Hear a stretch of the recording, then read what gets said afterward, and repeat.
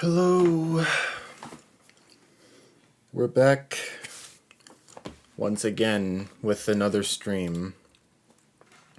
I look like a crazy person because I was at the gym not too long ago, but so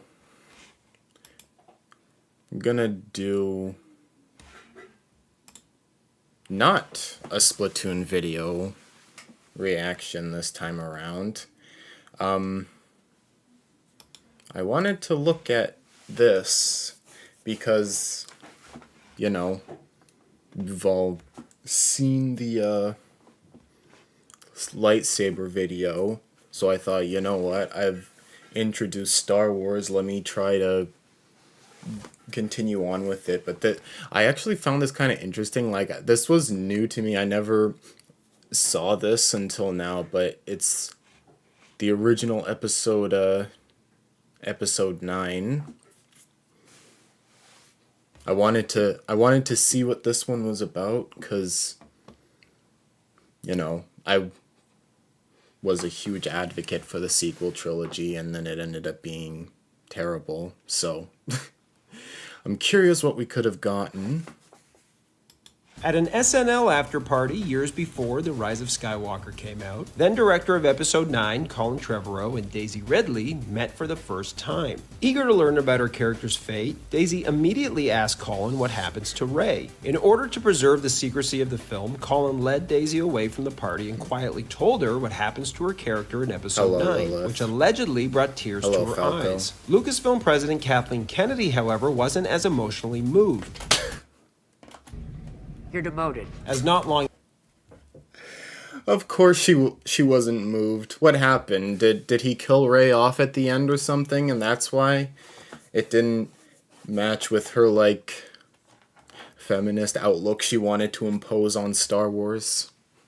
after this, she fired Trevorrow from the project over creative differences. And a lot of these creative differences were because Kennedy and the higher-ups at Disney went into damage control mode following the release of the divisive The Last Jedi. And yeah, that's what they want. That's what they want the public to think. wanted Trevorrow to heavily rewrite the script to try and appease fans left disappointed by Rian Johnson's controversial creative decisions. In his place, she brought back J.J. Abrams. Maybe this is a hot take. I don't actually think The Last Jedi was the worst thing that happened to the sequel trilogy. I think the fact that Rise of Skywalker came in and completely erased everything that The Last Jedi created, I feel like that's where things went completely downhill. Like, yes, The Last Jedi was terrible. Like, it handled Luke's character terribly, and I feel like even the way they described the Force itself, well, I mean, I haven't seen the movies the sequel trilogy in a while, for obvious reasons, but from what I remember, I feel like they didn't really explain the Force properly as well. Like, the representation of the Force was kind of dumb. But I mean, like, honestly, there wasn't... I feel like they could have built something with Last Jedi instead of just completely scrapping it and trying to undo everything. I feel like it would have been better if they just went through with the story they created with it. I feel like they could have ended it off on a better note if they did that. Abrams. Never thought I'd be back on this set. Who threw out the baby with the bathwater and started from scratch. And while the end result tried to make everyone happy, it ended up making nobody happy. Not helping matters was the fact that Trevorrow's script and its many revisions leaked onto the internet around the same time. Titled Duel of the Fates, Trevorrow's script would have been vastly different from the movie we got, but would it have been better? To answer that question, let's take a look back at what could have been Episode 9, Duel of the Fates. The film opens with a thrilling sequence. I love how it's called Duel of the Fates. Like, genuinely, it's like going back to episode 1 and the song. I think that's kind of a cool way to wrap things up, having it be named that. Sequence as Finn, Poe, and Rose try to sabotage a First Order orbital shipyard and mining facility. You know, honestly, the sequel trilogy feels like they trapped some amazing characters in the dumbest storyline ever.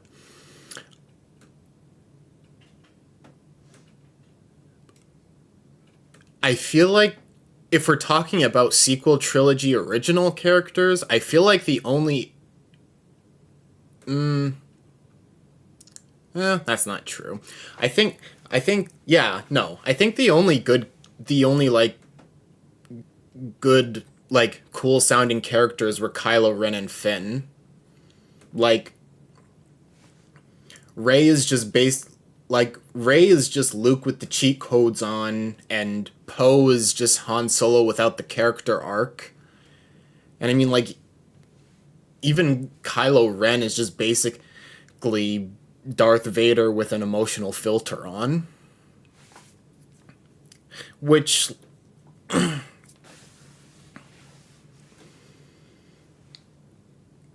like, I mean... I feel like Kylo Ren could still have worked as a character, but they made him way too whiny and way too emotional. Like, it's just like a complete misrepresentation of how Sith are, to be honest. Which, I mean, I know he's not technically a full-on Sith, because he's, like, the whole conflict thing and whatnot. But, I mean, like, I feel like even Anakin was more composed than Kylo was.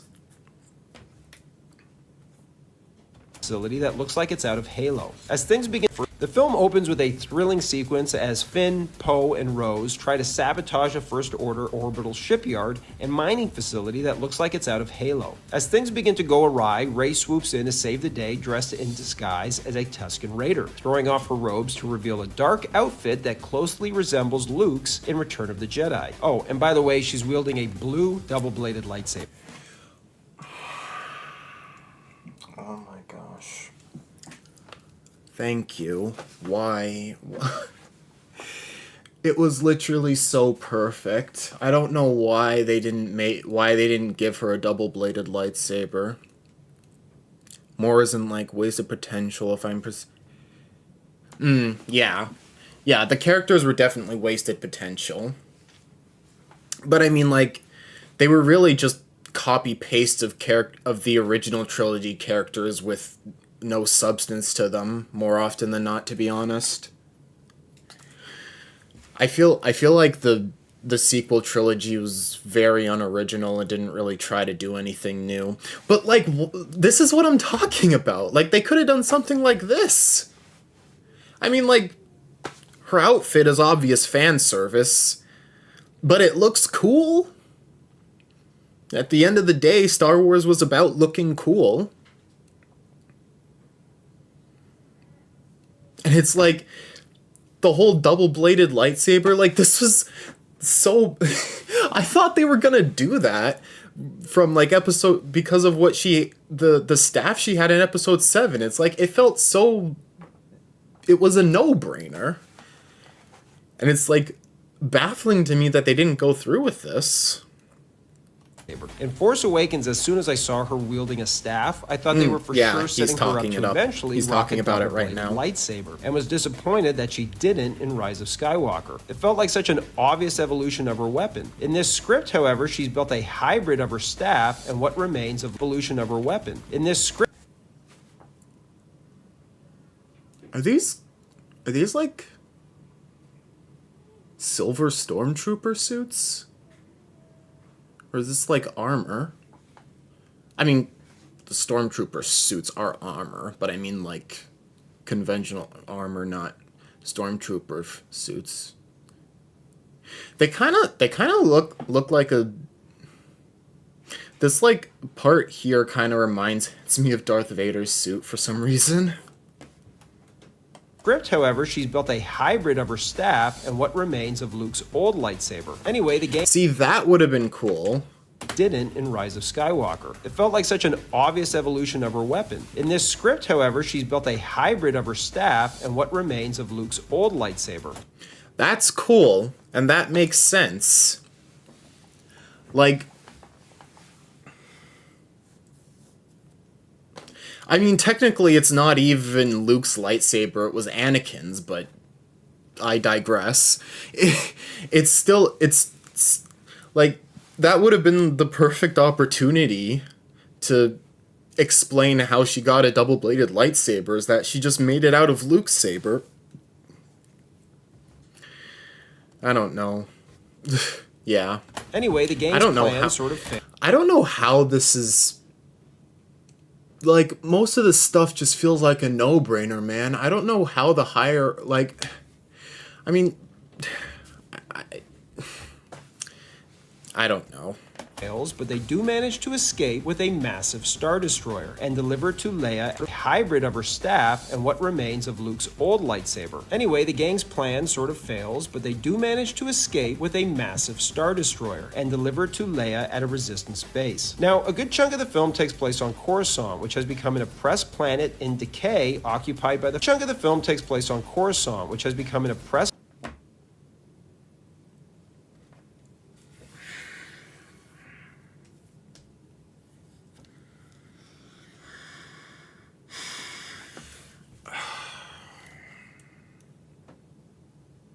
Why, Disney? Why? You had...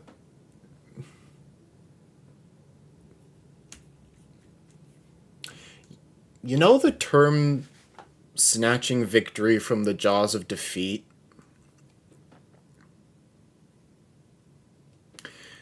Disney was snatching defeat from the jaws of victory with this.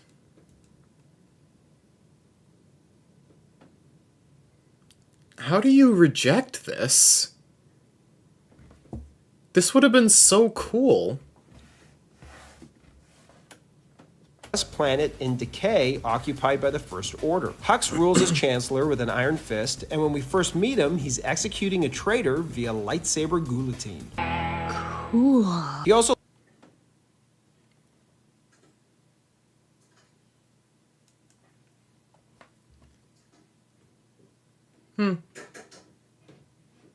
Yeah, I can see that. That's cool. lives a life of luxury and in his spare time collects Force-sensitive objects for display, including a certain purple lightsaber belonging to a former BMF. This party's over. Hux answers to a group of wealthy warlords who are actually behind the First Order, in a nice continuation of the theme of the military-industrial complex started in The Last Jedi. See, they're talking about... Bro, they're literally tying everything together so perfectly.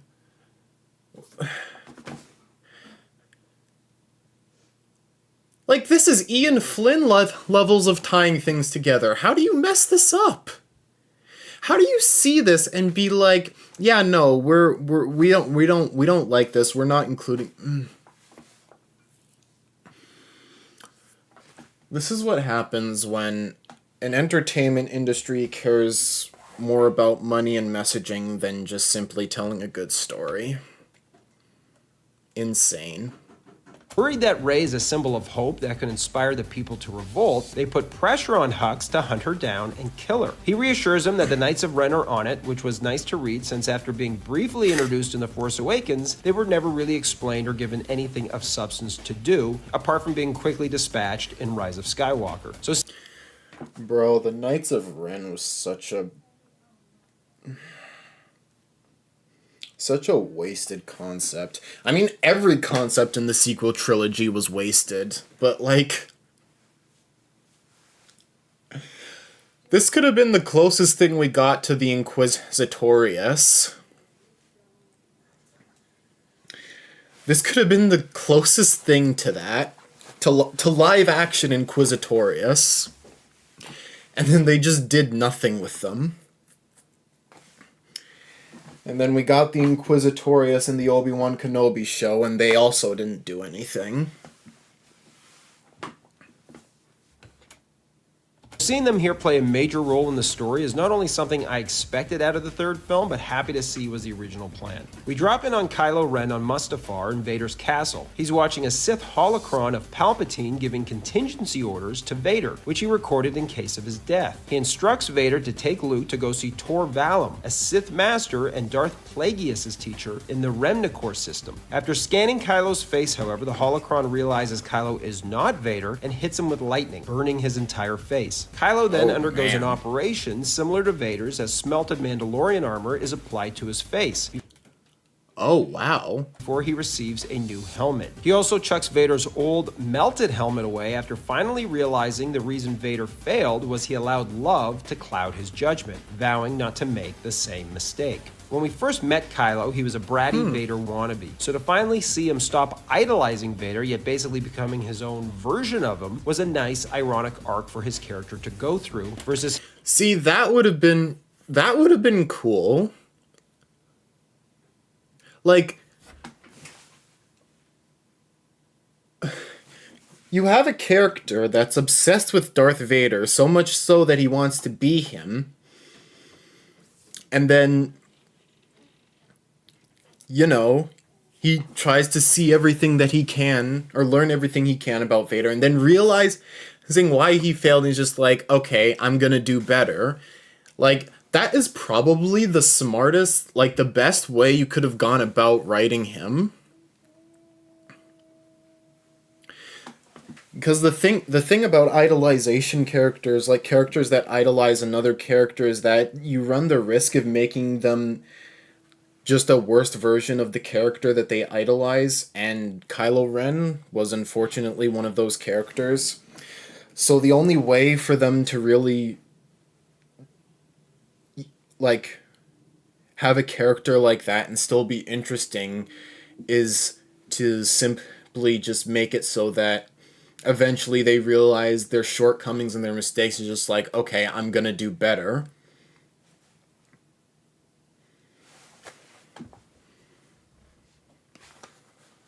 I mean, like, it's not even... I feel like this is just writing 101. him merely gluing his old helmet back together with red Elmers in Rise of Skywalker and being subordinate to yet another Emperor/Supreme Leader. Also, Luke's Force Ghost haunts him in his spare time, which I thought was pretty hilarious. Speaking of Luke, he's pulling double duty and also still training Rey from beyond the grave. She continues to have nightmares about Kylo and wonders what her connection to him is. She even has the same vision that he has of them dueling on an ancient Force-sensitive planet called Mortis, and goes with Poe to meet someone he knows on some other planet that can help her find out how to get there. But before she leaves with him, she tells Finn and Rose of an old beacon located in what's left of the Jedi Temple on Coruscant. Bro, why...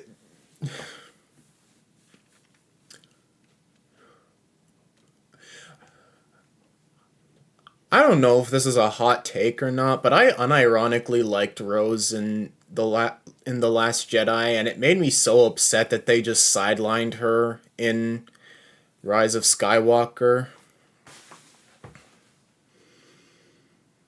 Like, I think Rose was actually one of the more compelling characters in the sequel trilogy, I'm not even gonna lie.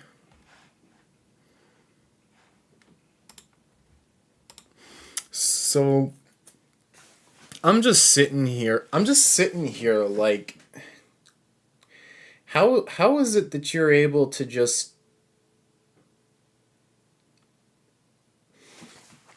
like, you have such a smart writer here that's able to, like, tie everything together and still use the characters to their fullest. I mean, not really to their fullest, because I feel like you can't really use the sequel characters to their fullest without rewriting the entire trilogy, but using as much of their potential as you can, and then just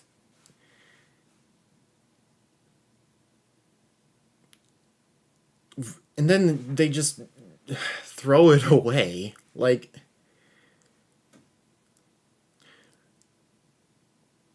you wanted to make the fans happy. This was like the perfect way to do it. Like you were just telling a story. You didn't have to delete everything from the previous movies.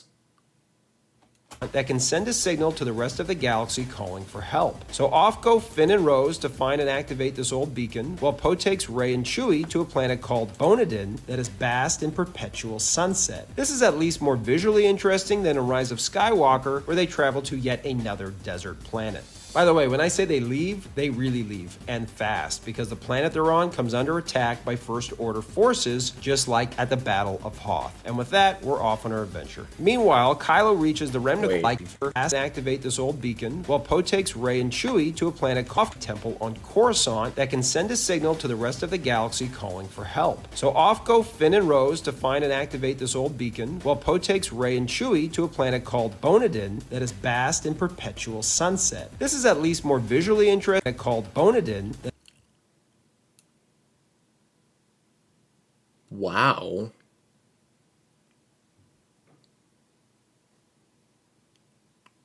Dude, that actually looks so cool. That's amazing. That's beautiful. That is basked in perpetual sunset. This is at least more visually interesting than in Rise of Skywalker, where they travel to yet another desert planet.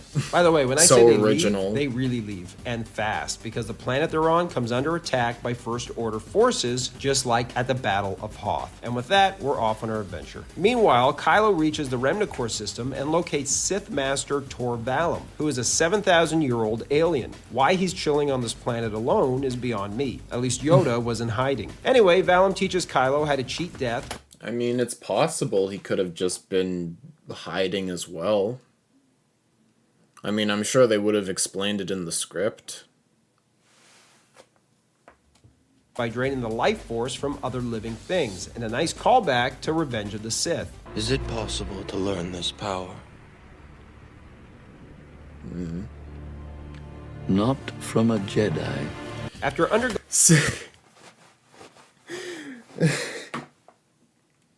I'm just thinking back to the marketing of Rise of Skywalker and them saying that they wanted to tie all the trilogies together. It's funny to me that they were literally doing that with this movie.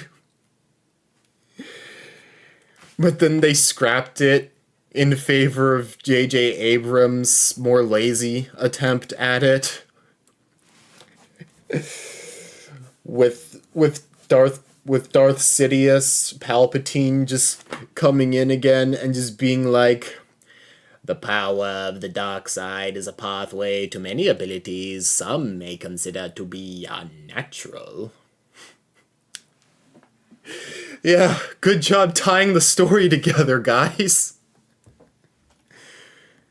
Going Sith training, Kylo is sent into a cave similar to Luke during Empire. And just like Luke faces a vision of Vader in a lightsaber duel. Honestly, any excuse, no matter how stupid, to see Vader duel Kylo would be worth the price of admission. That's actually pretty cool.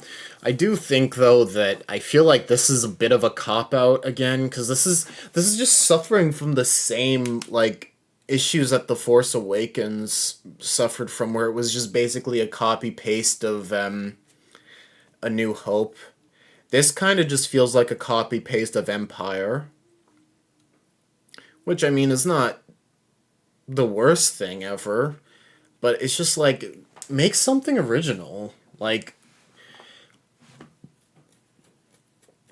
the sequel trilogy, like, not I don't really think the fans would have wanted just another copy paste after The Force Awakens. So far, I think this is like decent. I think it would feel like Star Wars at the very least. But it's just one of those things where it's like, okay, cool, but we've seen this before. Can't you do something different? Yeah, I don't really know how I feel about it. Any excuse, no matter how stupid, to see Vader duel Kylo would be worth the price of admission. It's like seeing Tyson versus Ali or MJ versus LeBron, and I'm here for it. Anyway, Fair after enough. Kylo gets beat in a brutal duel, he runs out of patience and goes and murders Tor Valum, sucking the life force out of him and learning the location of the planet Mortis that he and Rey saw in their shared vision. I like how this is a nice mirror of the Luke and Yoda training scenes on Dagobah, except for once, we're seeing it from a Sith perspective. On Bonadan, Poe takes... I mean, yeah, it's cool, I guess. But would the Sith really be training the same way the Jedi would be? I mean, maybe. To be fair, I haven't actually read many of the George Lucas Star Wars books, so I don't entirely know the extent of Sith lore as well as some people might. So I can't really comment too much on that, but I don't know. To me, like, from what I've seen of the prequel trilogy and how Anakin was supposed to build power from the dark side, I feel like they wouldn't train the same way a Jedi would train, because with Jedi training, I feel like it's more so building a connection with the Force and just trying to be in unison with it, whereas the Sith is more just building as much anger as you possibly like, as much anger, hate, rage, all the negative emotions that connect you to the dark side of the Force as much as possible, and that's how you build the power in the dark side. Like that's why Palpatine sent Anakin to the Jedi Temple on Coruscant to murder all the Jedi, because he was building hate and anger and just all the negative emotions. Well, I mean, at least I think that was part of it, because, and like that's also why he had Anakin's Vader suit intentionally hurting him, so it can have his pain and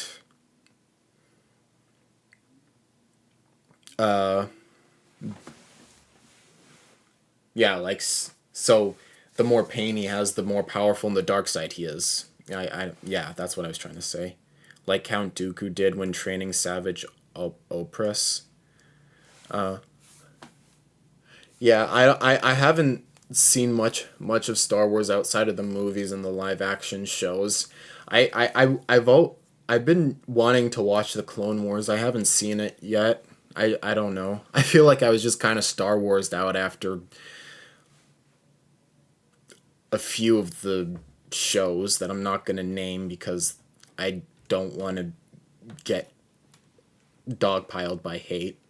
Rey to meet an alien named Seer who pulls information from perspective. On Bonadan, Poe takes Rey to meet an alien named Seer who pulls information from Rey's memories, revealing the location of Mortis before the Knights of Ren interrupt, having tracked her down. They begin to duel and a chase ensues across the water, culminating with more dueling. Anyway, Rey eventually fights them off, frying the last one with Force lightning. Afterwards, she mentions to Poe that she recognizes all of them, but is not sure from where. As she goes to leave for Mortis, Poe insists that he come with. She uses a Jedi mind trick on him, though, to make him... I do like how they're actually building a bit of chemistry between Rey and Poe. Because I'm pretty sure the two of them never interacted until episode 9, right? Like up until episode 9, Poe and Rey never actually interacted at all. So it felt kind of weird when the two of them actually started having, like, bickering chemistry and whatnot. But this kind of feels a bit more natural. Leave for Coruscant, arguing that Finn and Rose need his help. She kisses him and sends him on his way while she takes the Knights of Ren ship to Mortis. Wait, what? that he come with. She uses a Jedi mind trick on him, though, to make him leave for Coruscant, arguing that Finn and Rose need his help. She kisses him and sends him on his way, while she takes the Knights of Ren's ship to Mortis. Okay, I take everything back that I just said.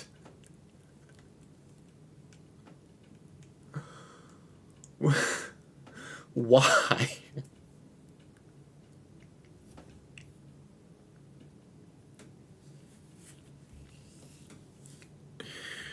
Bro, I'm sick and tired of all of these, like, corny, just immediate, just frame one spawn in relationships that they put in these that Disney puts put in these movies. Rey should have no feelings for Poe. They literally had 0 scenes together up until episode 9. There was literally no place for romantic tension. I mean, maybe that was what this whole part of the, like, the first half of the movie was supposed to build up, but I feel like you can't, I don't know. I feel like you can't really build up a romance that quickly. At least not in the way that this story is being written.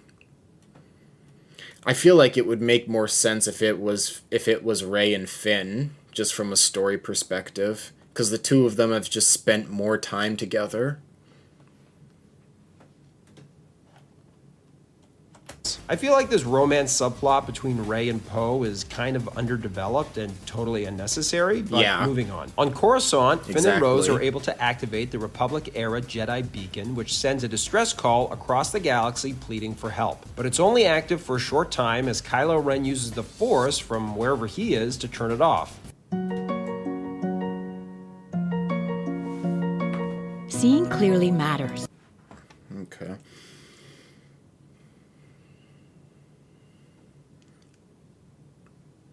The Clone Wars animated series is peak. You should watch it sometime. No, I know. I do want to watch it. It's just It's just that I've been kind of Star Warsed out since recent shows that have come out that I don't like. I mean, one of them I didn't even bother watching because the premise was just so bad.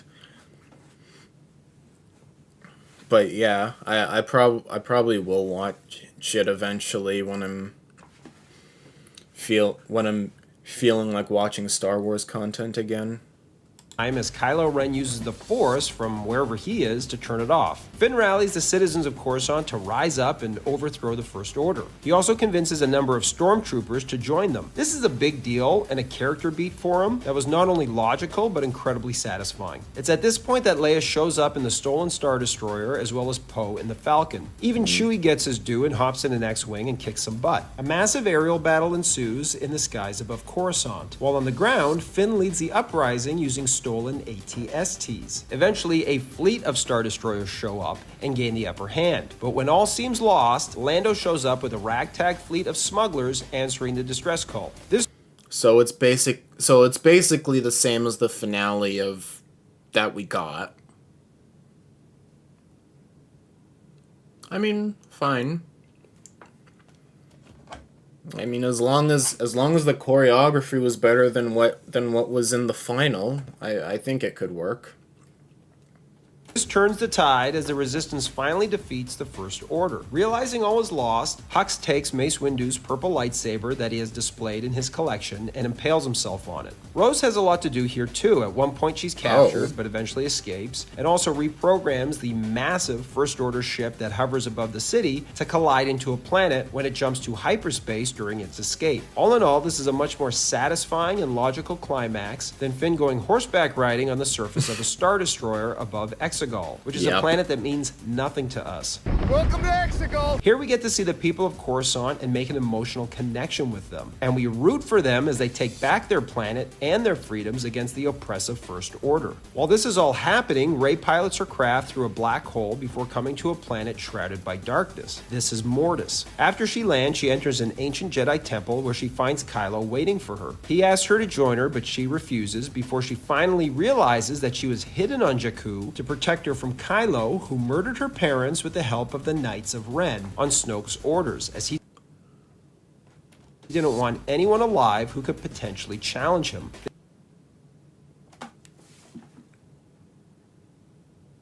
Oh my gosh, bro.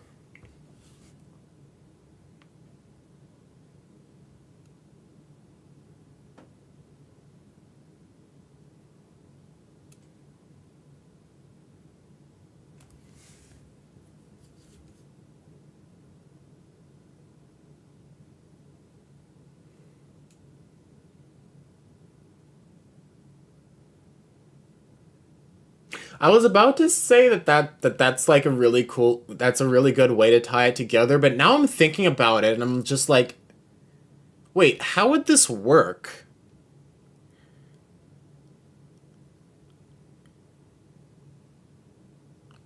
Because Rey was a child when they dropped her on Jakku. Unless her parents were killed like years later. Wait, hold on. Let me... Waiting for her. He asks her to join her, but she refuses before she finally realizes that she was hidden on Jakku to protect her from Kylo, who murdered her parents with the help of the Knights of Ren. She was hidden on Jakku to protect her from Kylo.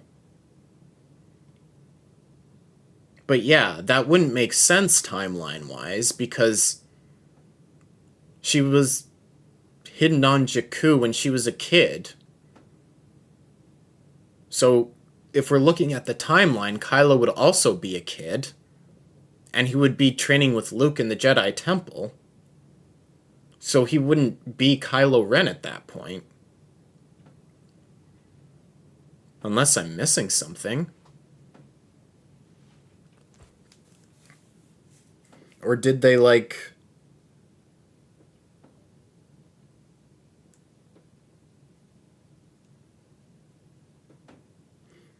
Or did they, like, hide her away from Snoke?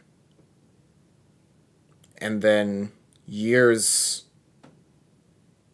after, when he recruits Kylo, then he finds her parents and Kylo kills them.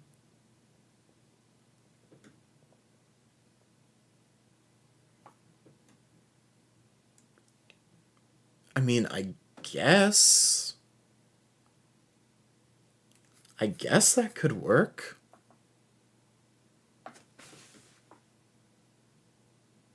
I don't know. Feels kind of out there to me.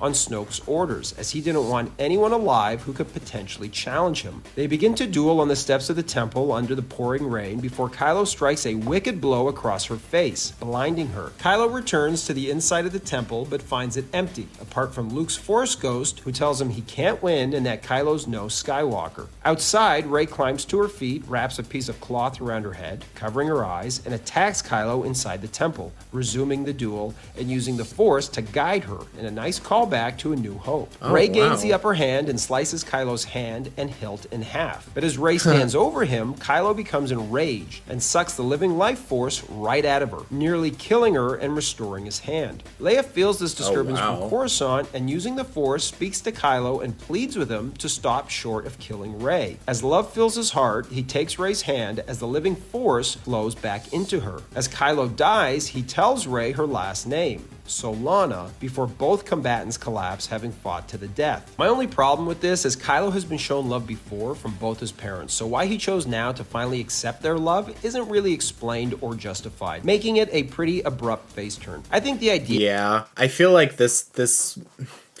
I mean, I feel like you can't really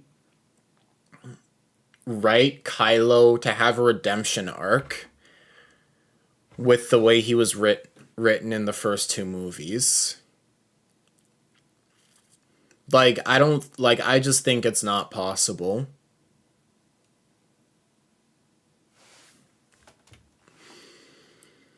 He was shown to be so, like, he was never given, like, any, like, yeah. There was no conflict inside him like Vader. He was firm in his ways of being a Sith or a Ren or whatever.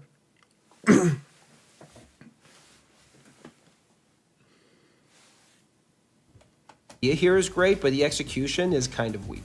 Anyway, Rey then ascends to the astral plane and meets Obi-Wan, Luke, and Yoda, who give her a choice: stay dead as a Force ghost or return to the real world and face the challenge of confronting all of the pain and destruction that the First Order wreaked across the galaxy. She chooses the latter and returns to life, eyes restored. The film ends with a medal ceremony reminiscent of A New Hope, as Chewie finally gets his, except Rey is notably absent, as her friends wonder if she's still alive. As Poe takes off with Chewie to look for her, we fast forward to the not-too-distant future and find Finn and Rose have built a refuge for Force-sensitive youth a la Professor X. The broom kid from Last Jedi is here too. As they play in the fields, a familiar silhouette appears on the horizon, ready to train a new generation of Jedi about balancing the Force. What nobody seems to talk about is that this film was the conclusion to a 9-part series stretching over 40 years, and the That's finale true. we got to it couldn't have been more unsatisfying and underwhelming. Rey Yeah. hearing the voices of former Jedi was the biggest letdown, when plenty of fan edits on the internet of that scene have shown us how great it could have been. And I do think it's kind of weird that the Jedi can just bring someone back to life.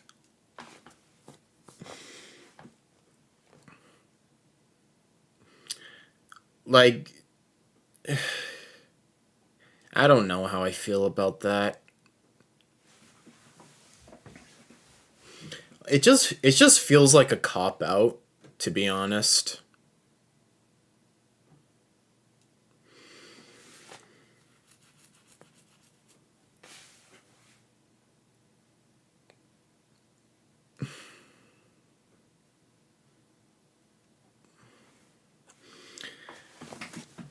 But I mean, it is better than Rey just pushing Force Lightning back on Palpatine, I guess. I don't know. To me, it doesn't really... It kind of just feels like a cop-out, just so Rey can survive. I feel like a better way to end it would be Rey... Like, if they really wanted to have a Kylo redemption arc, they should have just had it to where Rey dies but Kylo survives, and he ends up being the one to train the next generation of Jedi, so he kind of has to live with the mistakes he's made and, you know, kind of like having to train the next generation of Jedi is his way of atoning, kind of. I feel like that would be a better way to end it, but I don't know, maybe that's just me. Palpatine electrocuting himself in the face for the second time? Does this guy ever learn, or is he just a masochist? Even Lando showing up with his fleet left me cold. By contrast, look at the climax to Avengers Endgame. I struggled to hold back tears in the theater when all these portals opened up, and I roared with applause when Cap finally uttered, "Assemble." Having read the Duel of the Fates script, I honestly have no idea what Kennedy and the higher-ups at Disney were thinking. They were thinking that it's not feminist enough, so they scrapped it. Like, you can't have the main character actually die. You can't have the main female character actually die. You can't have her actually struggle to fight. You can't have her fail. You gotta hold her hand through the whole story. She fires force lightning by accident. Oh, no. she fires force lightning by accident and shoots Chewbacca. Oh, nope, actually it was two ships. So Chewbacca's actually fine and she didn't do anything wrong. She fights Kylo Ren even though Kylo Ren has had significantly more training than him. Oh, nope, Leia reaches out to him at the last second and Rey can stab him and then heal the stab wound.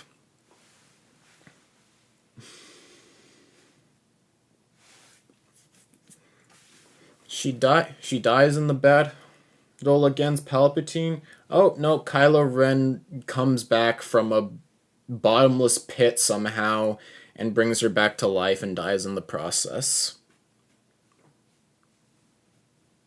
Always gotta make sure that the female lead doesn't struggle. I understand Carrie Fisher died, but she could have easily been written out of this or digitally inserted into a few scenes like she was in The Rise of Skywalker. Duel of the Fates felt like a continuation of the story told in the previous two films and gave us a satisfying conclusion to the trilogy and our characters' arcs. It's not perfect, mind you, and it may not be up there with something like Empire, but I don't think it's bad at all, and I think most fans would have enjoyed this. I know I did. But let me know in the comments below. I don't think it's bad. I think there's an over-reliance on references. Like, essentially, like, literally copying scenes beat for beat. I definitely think they could change the way some scenes were written. But I mean, compared to what we to the episode 9 that we got, this is miles better. Man, it's like some kind of Star Wars. Ha. Yeah, I mean, like,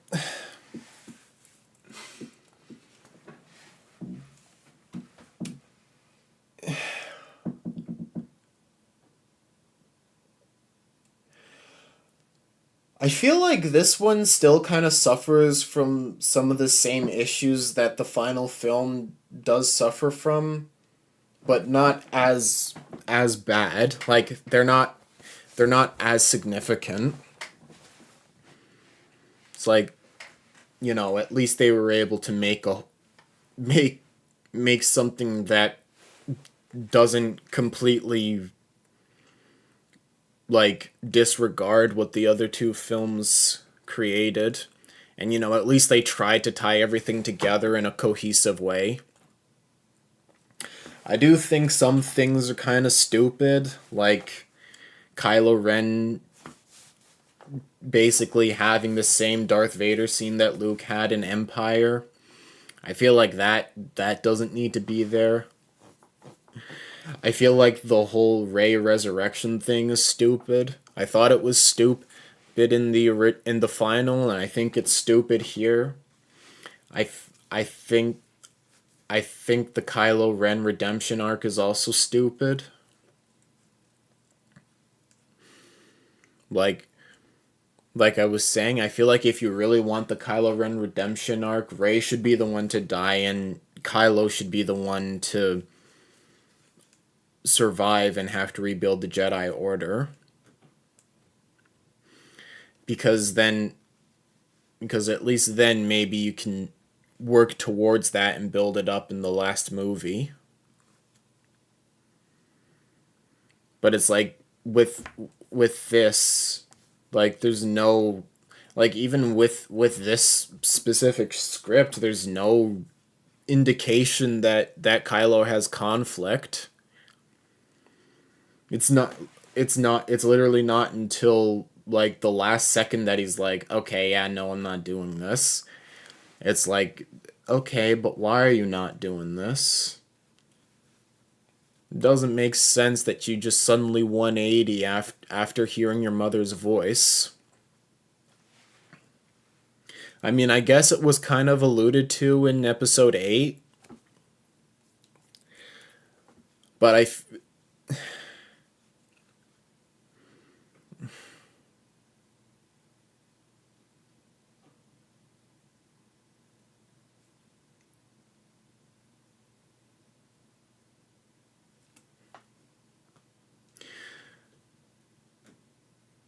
I feel like it would take more than just Leia reaching out to him through the Force for him to just completely 180.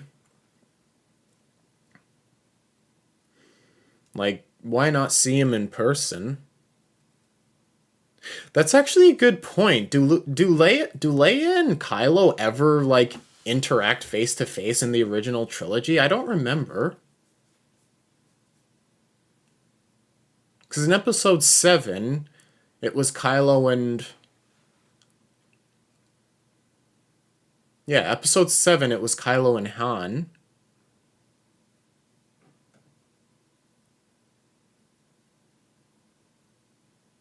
Episode 8. I guess Episode 8 was like the closest thing to it. But again, it was just reaching out to him through the Force. And then Episode 9, you literally couldn't have it because Carrie Fisher died. So it was literally just for... Yeah, they didn't interact face to face at all in this trilogy.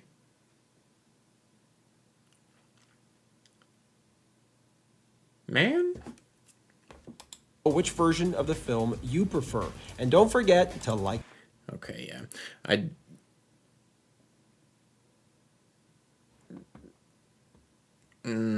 Yeah, I don't know. I feel like there's still some issues with this one. I'll link you guys the video. I feel like there's still some issues with this one, but it's definitely better than the Episode 9 that we did get, so...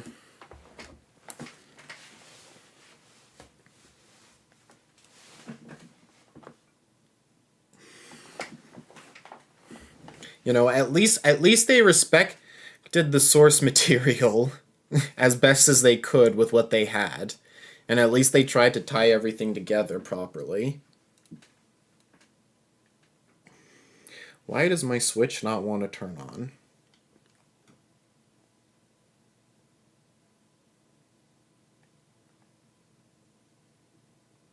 Thank you.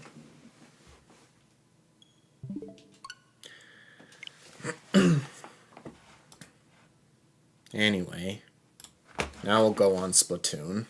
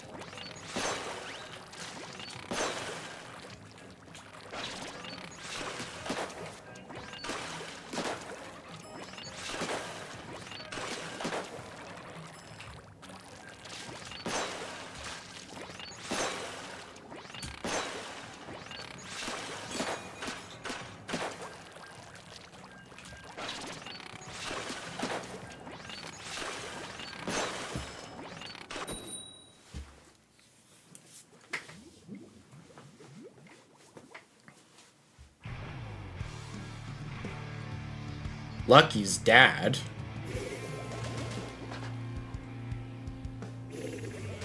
Hello? Lucky? I didn't know your dad played Splatoon. She's probably not even watching the stream.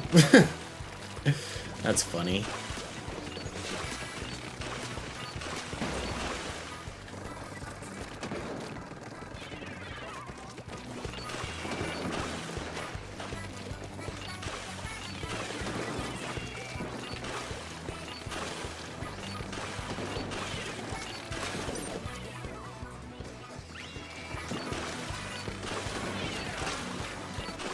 Oh, okay, 2 of them just fell. 3 of them are dead, alright. Oh, that's a Zuka. Okay. Yeah, that's nice. The rain's probably gonna die. Okay, maybe not. Alright, there it is. Time to get out of here.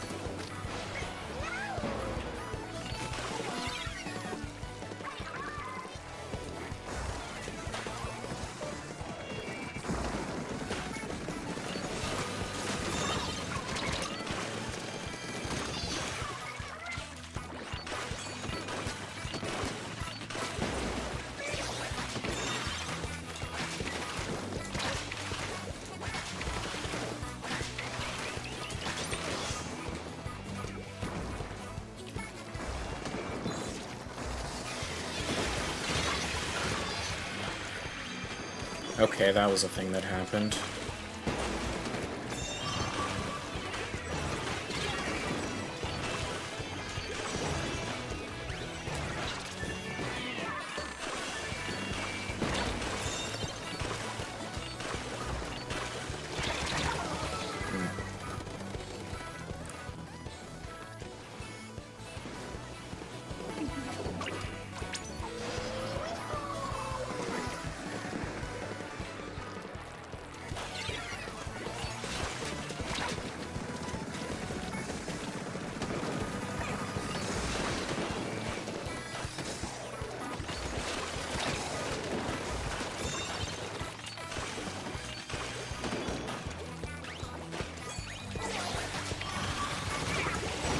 Oh, that's nice. I'm dead. Never mind. Okay. What was that guy's aim?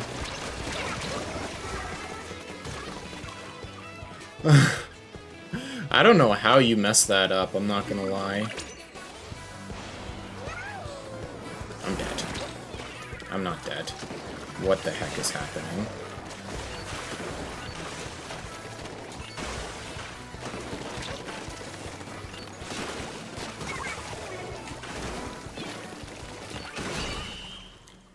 Alright. Ah, yes, the Splatoon experience of not knowing what you didn't die to.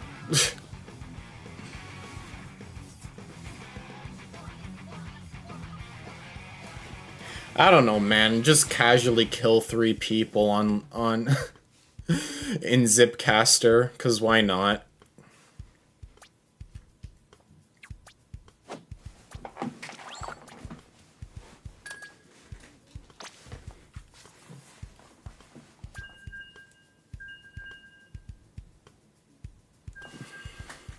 Mincemeat Gaming. Yes, we are Mincemeat Gaming.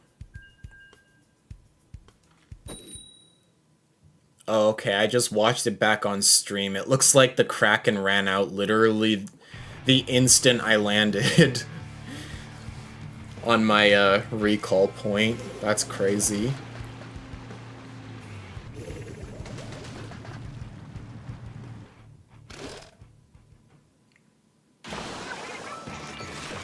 These comps are very polarizing.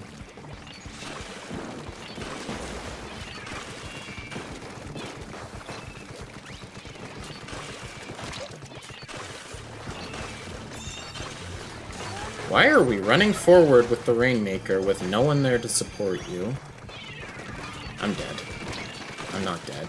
Now I'm dead. Yeah.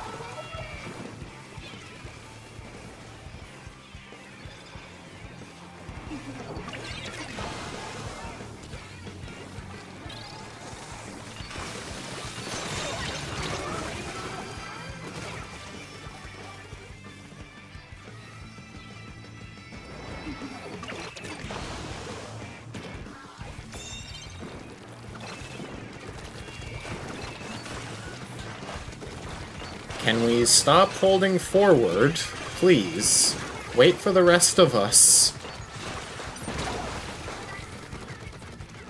Okay.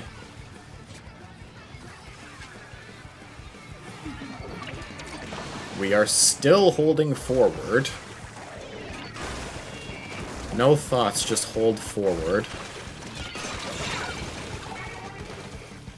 Hello, Bob.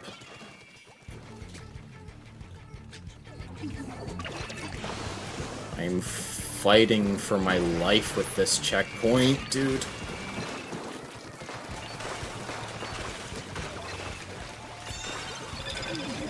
Don't do it again.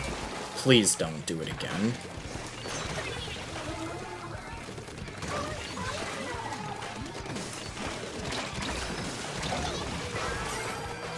He's gonna do it again. Okay.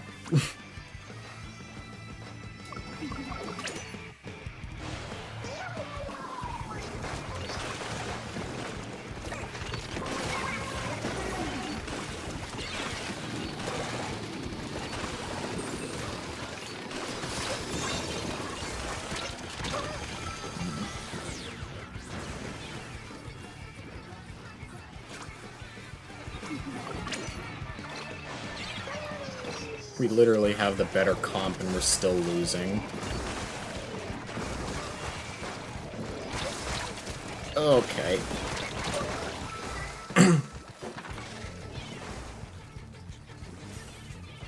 Don't worry about it. Join the stream whenever you want. Doesn't matter to me.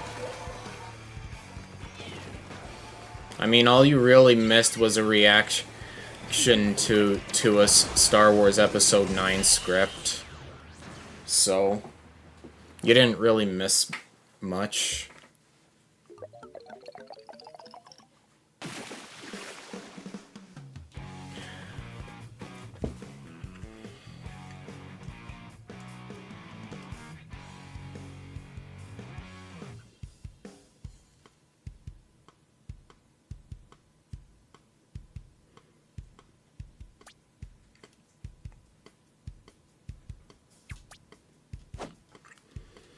Yeah, I mean, I know why they're doing it. That doesn't make it any less stupid.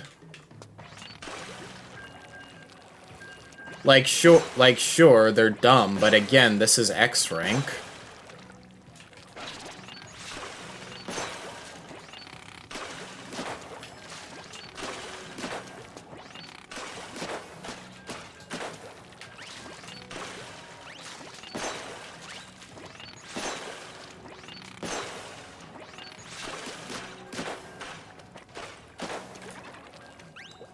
You could spend months watching Star Wars shows and movies. Yeah.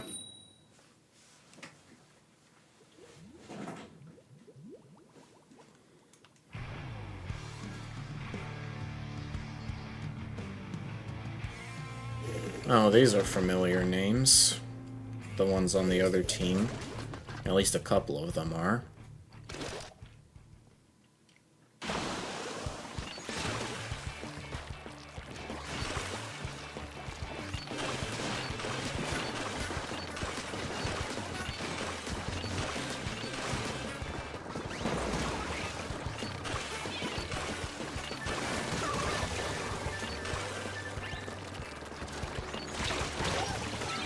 Oh, okay.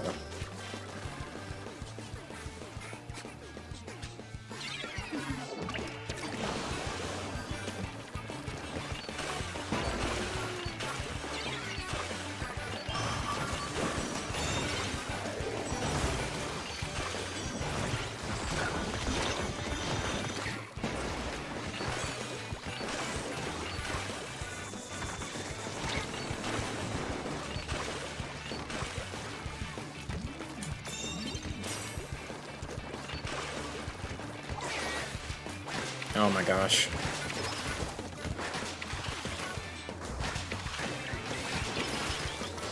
Why are we... Oh, hi.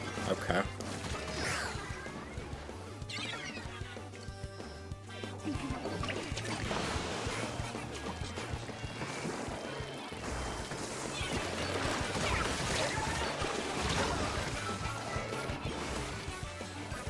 Where did you even come from?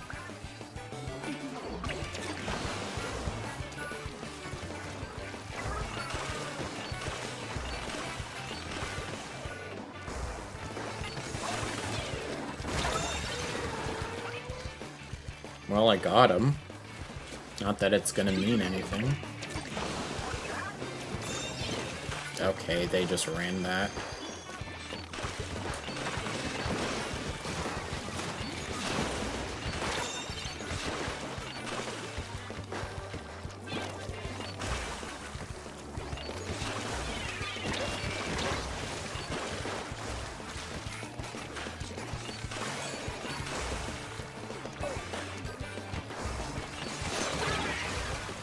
Oh, come on.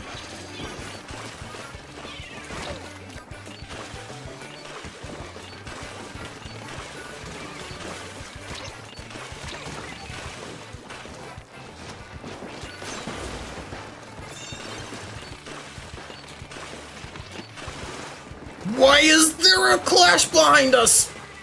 That's not a clash. I don't know what that is.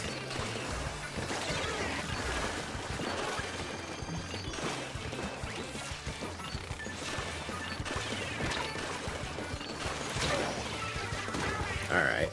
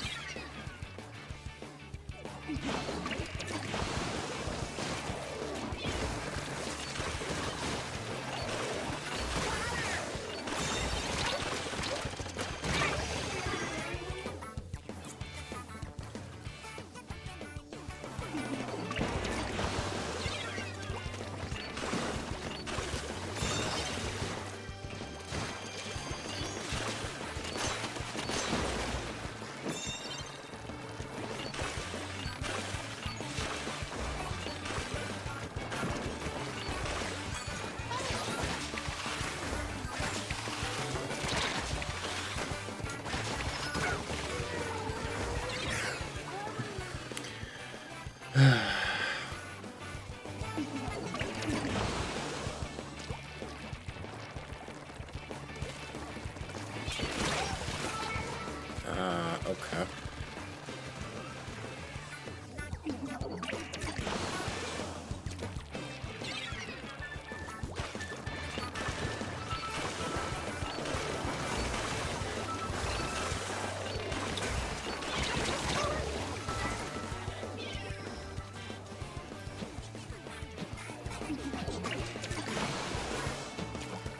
We just cannot kill this carbon. Oh my gosh. Oh well.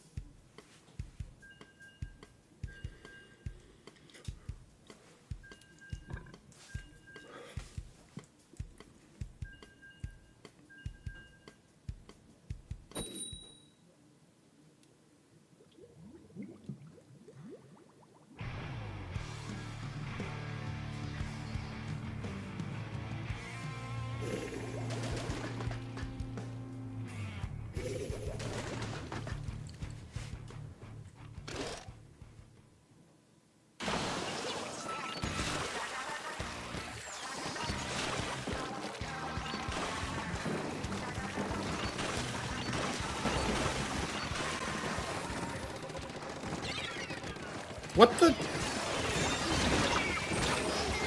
What was that?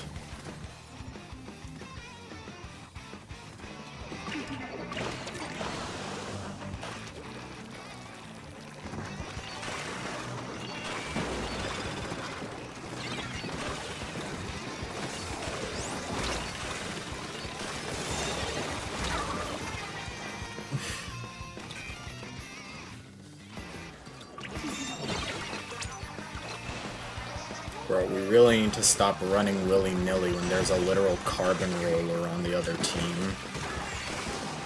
Can't keep doing that. The carbon's just going to kill us.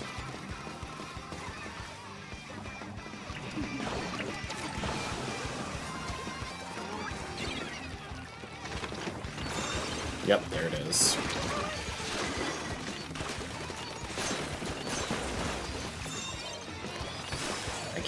I can't see.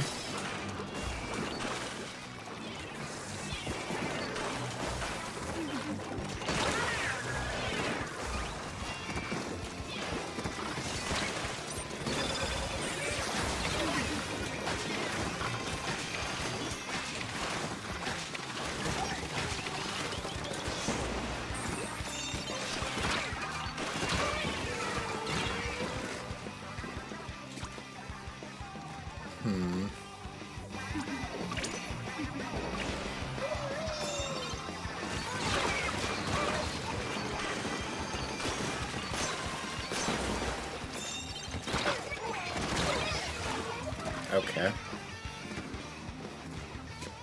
What is... How did they just let him do that?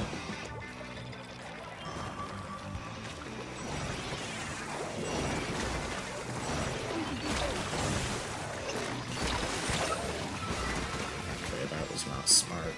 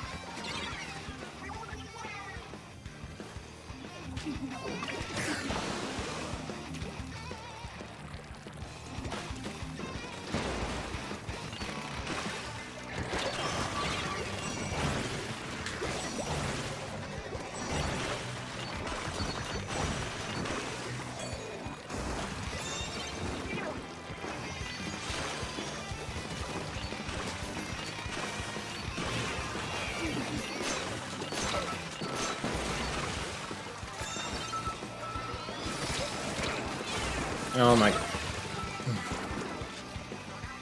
My shot...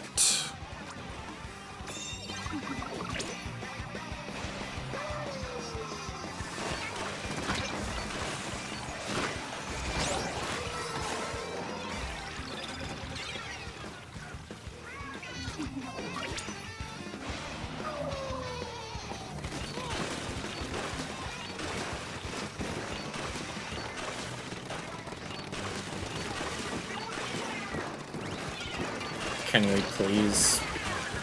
Okay.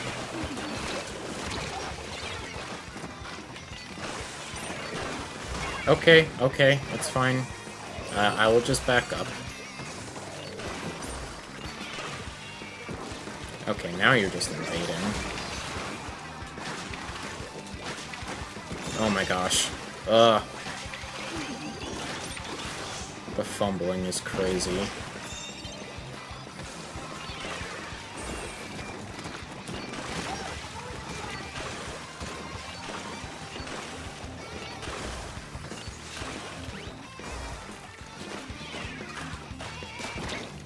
I knew it! I knew it! Why are we... Okay. Okay. Well. What are you booyahing for? We lost. Hello, Vana. How are you doing?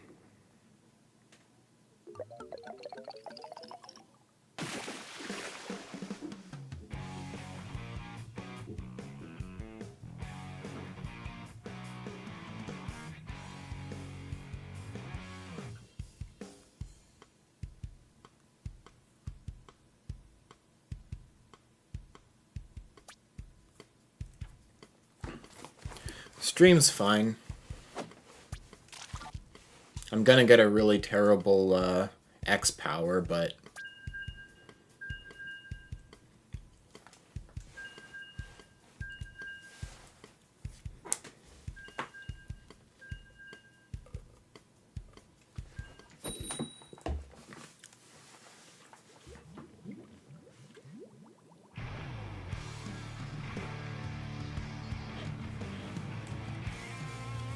I don't care too much. I mean, I kind of do. I want to at least get top 1000 so I keep X rank, but you know.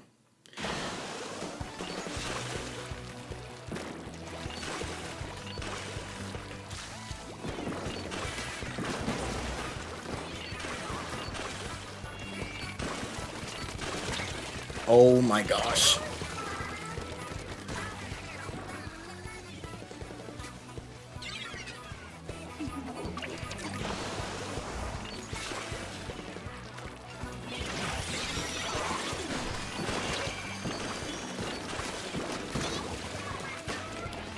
Reef slider moment.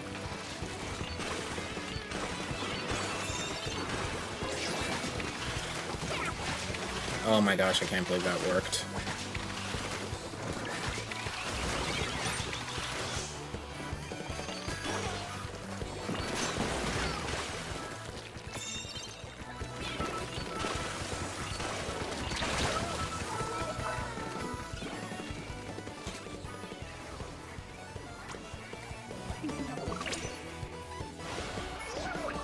I'm dead.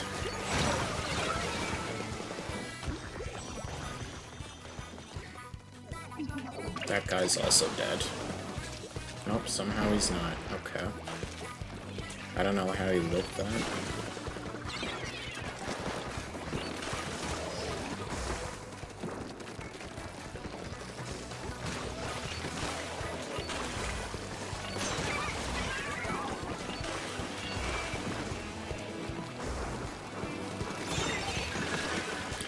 Oh!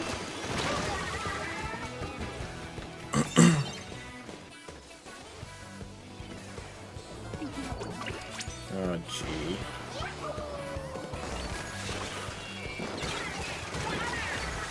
Okay.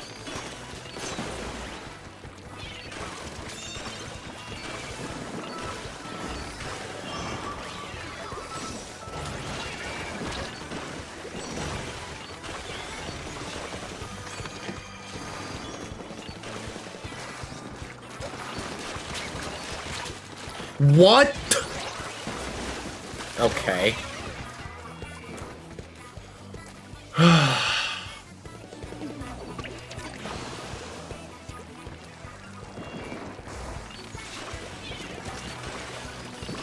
Was that guy? I think the undercover's cheating. Cause his shield just instantly respawned when I broke it. I don't think that's how undercover works.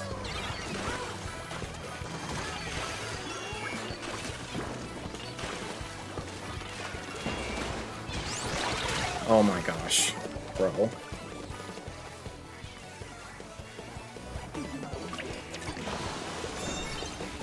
Yeah, but he didn't get either. That's what I'm saying. That's because, like, I destroyed the shield, and literally 1 second after he got it back, like, he didn't get anything.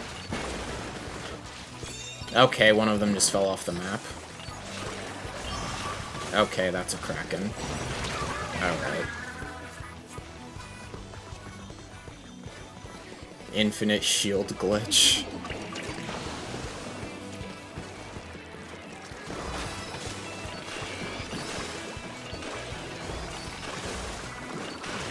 Oh, there is? Right. I forgot that hitbox is stupidly large. Okay, everyone's dead. Awesome. Yeah, I did not know that. Oh my gosh, help me.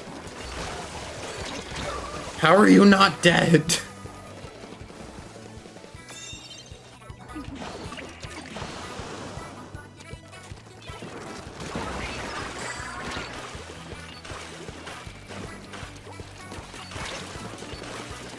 I mean, hey, undercover buff that people need, right? That I guess undercover needs. At least undercover players have something to make them viable. What the heck? Wah. Gee.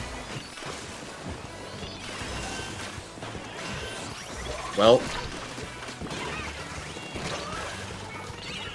Okay.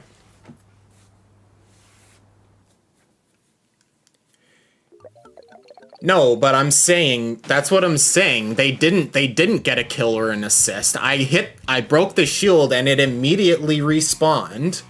Literally not even a second after I destroyed it.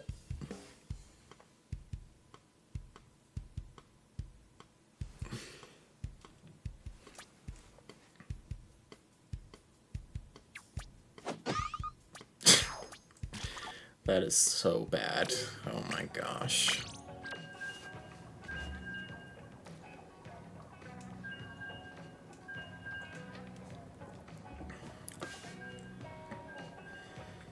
Oh, you did? I didn't see it.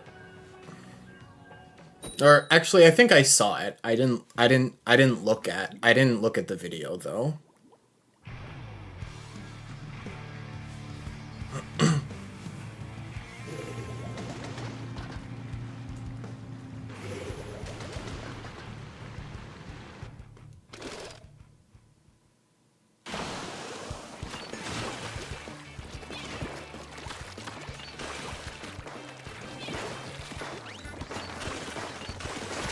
Oh! Okay, that guy just got dunked on. What the heck?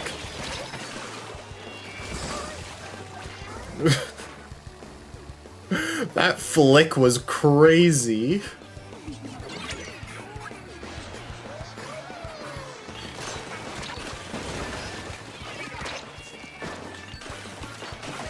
Oh, that's not the stage.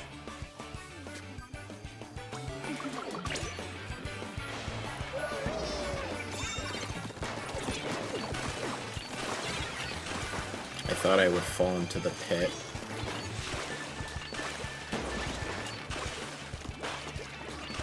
Huh? Where'd the bush go?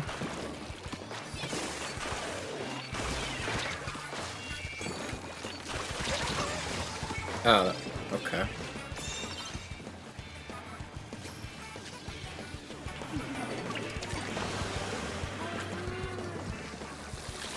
What? You know something? I could have just swam forward and I would have been fine. I don't know what I was thinking with that.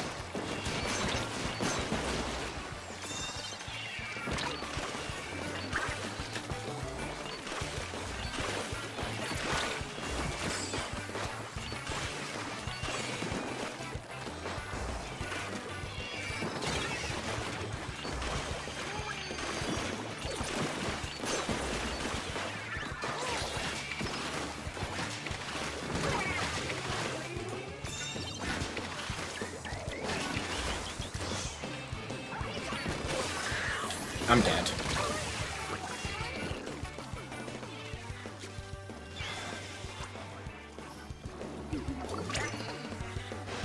I have no clue how he pulled that off, but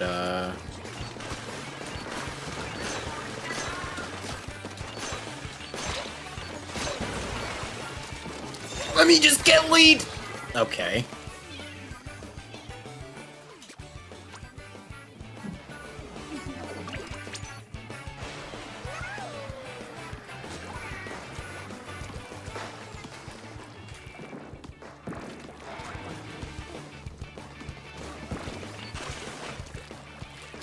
No! Dang it.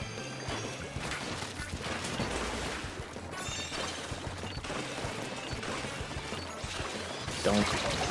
Bro is holding forward. Okay. Okay, he actually knew to back up. And now he's holding forward again. Alright.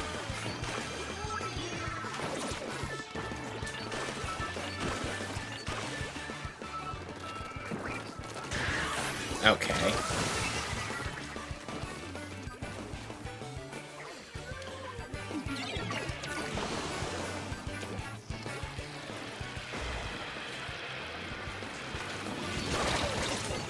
Oh, you... Why did I not heal?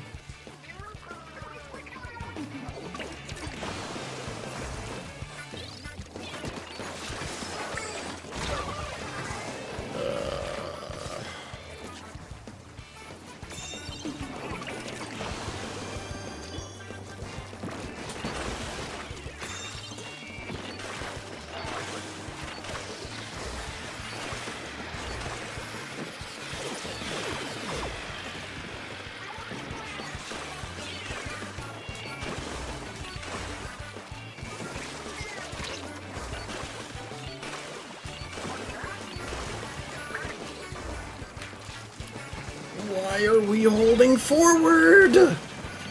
Stop it!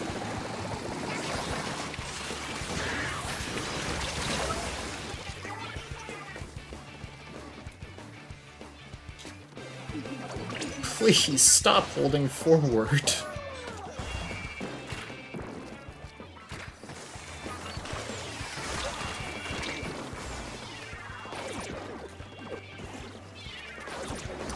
I swear. Oh my gosh.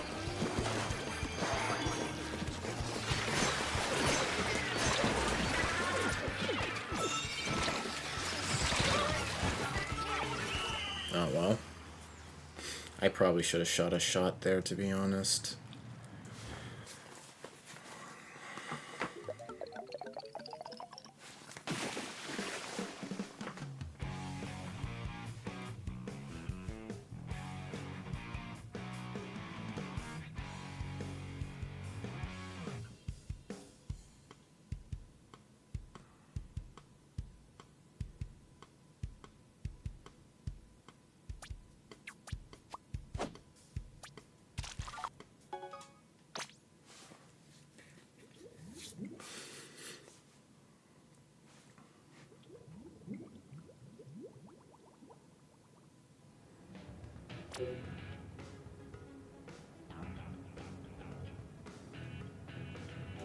That's a rotation, alright.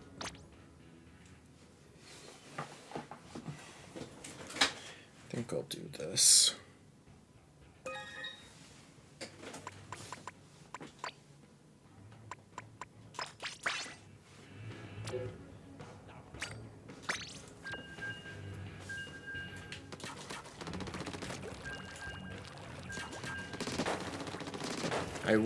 I would do S-Blast, but I want to play Dually.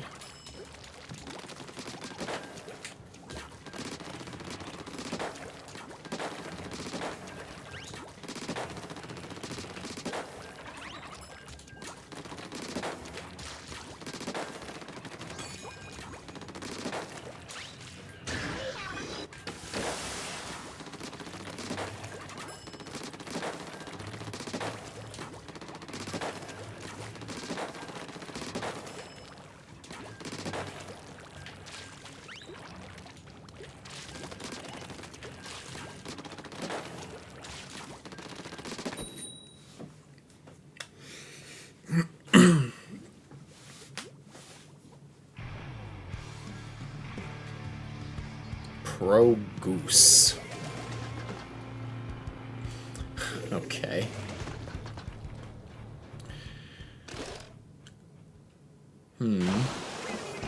People like Luna today.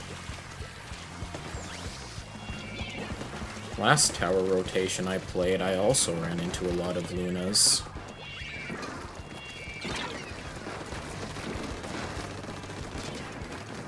Oh, what was I hitting?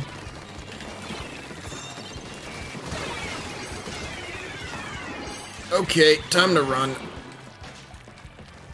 Ugh.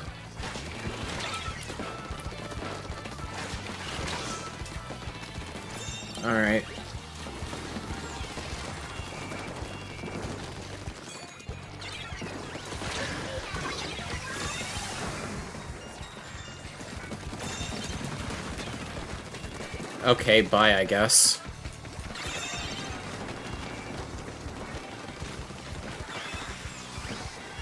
Can someone rotate so I can...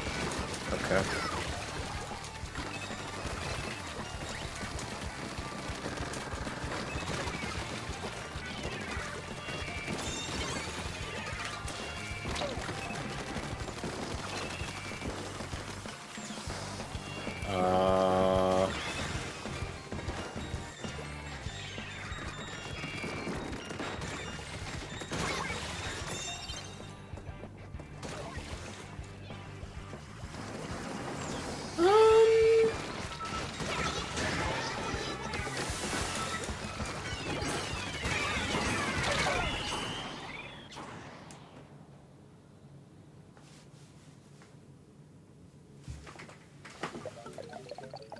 I mean, sure.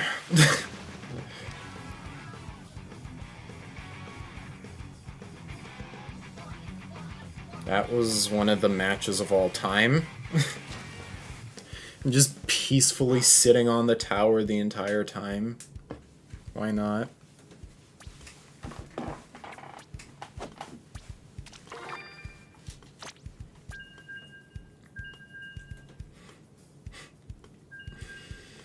I actually did nothing that game.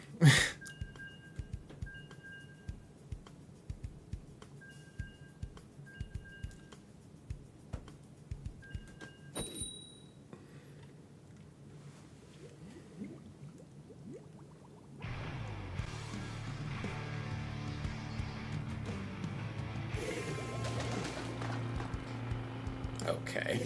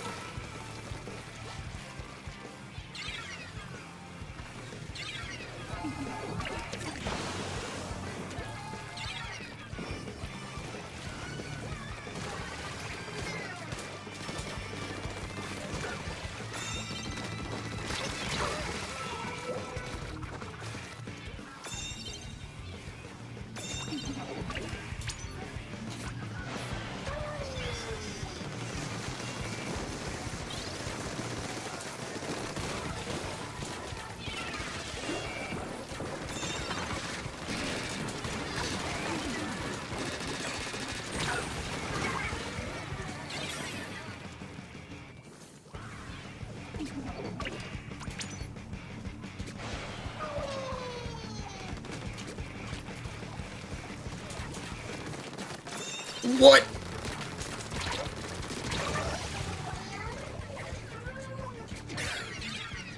Okay.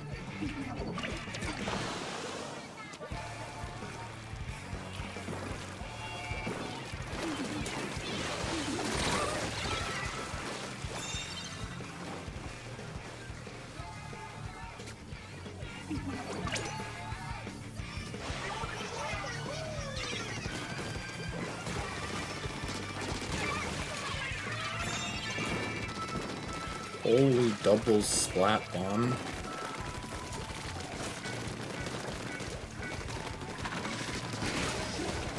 Oh, I actually got that kill.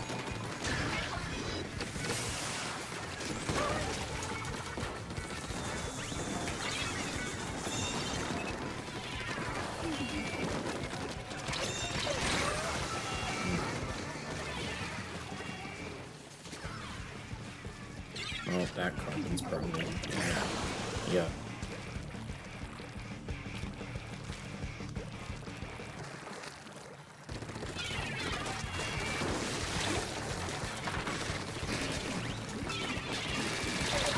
Ah, the thing.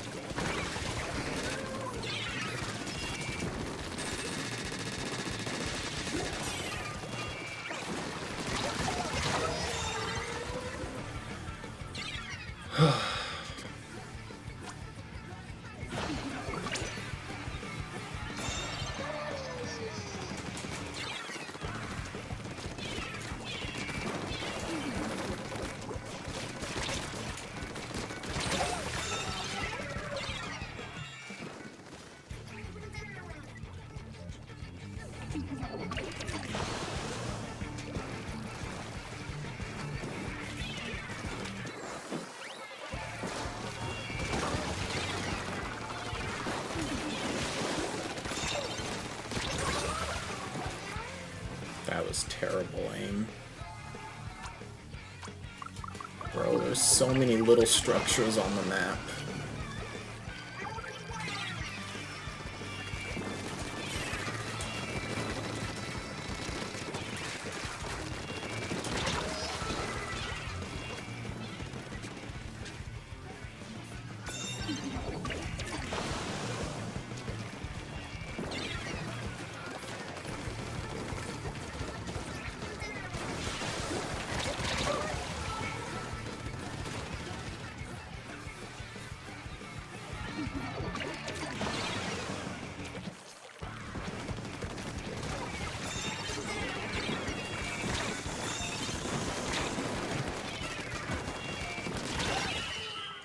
Okay.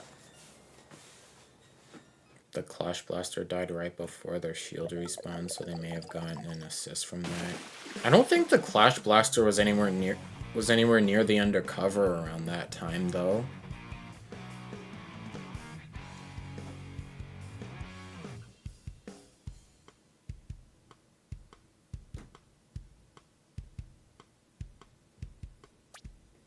But maybe.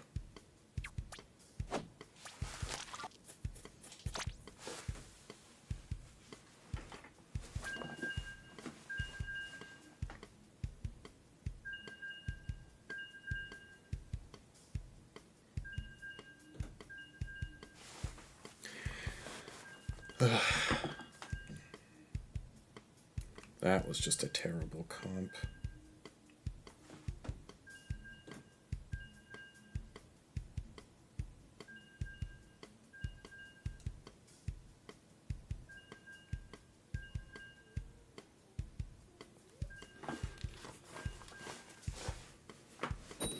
Feel like Nintendo will patch the Brella glitch. Yeah, probably.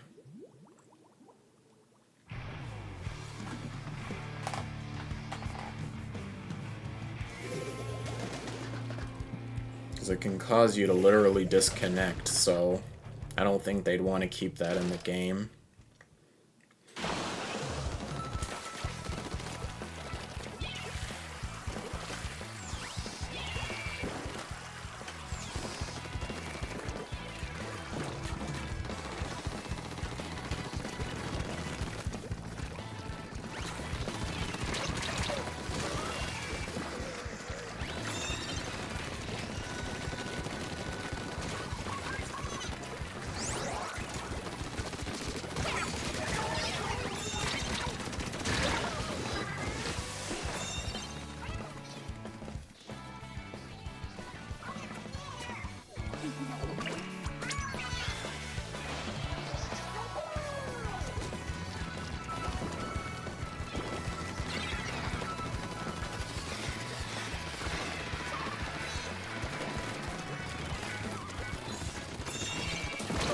Oops.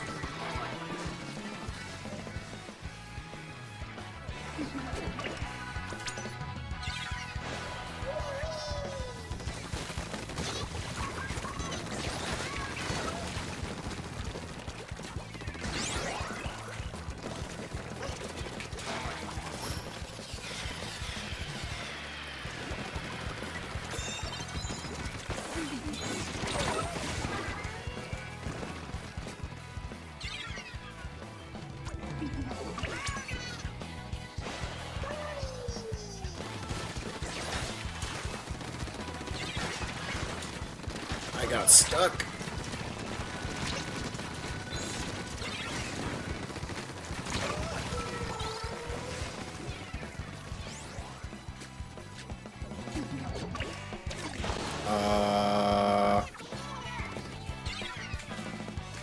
Okay.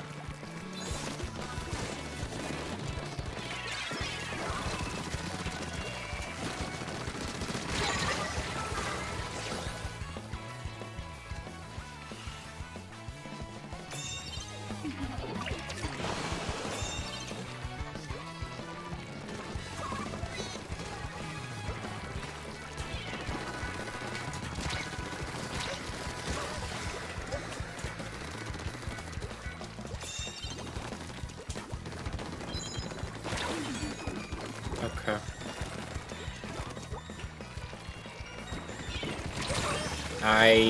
Whoops.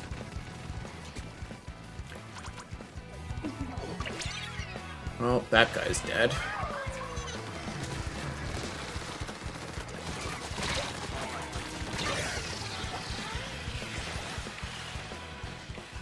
What is bro zipping?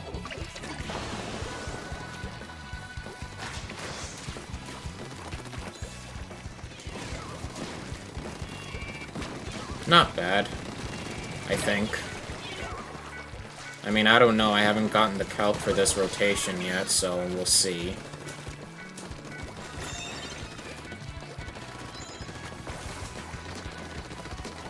What is he shooting?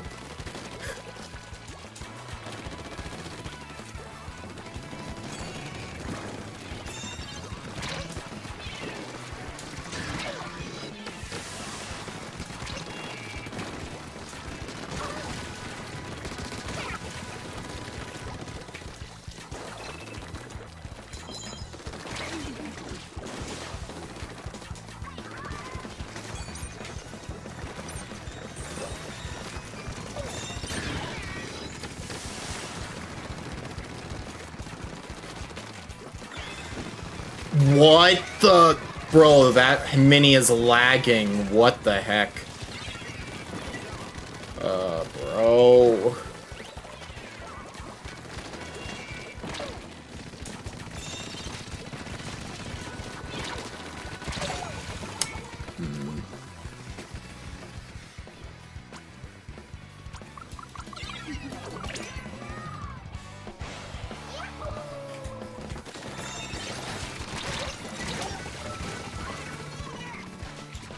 Bro, we need to kill this Hydra. We are not, in fact, going to kill the Hydra. And I am, in fact, going to land on a screen. Yeah, okay.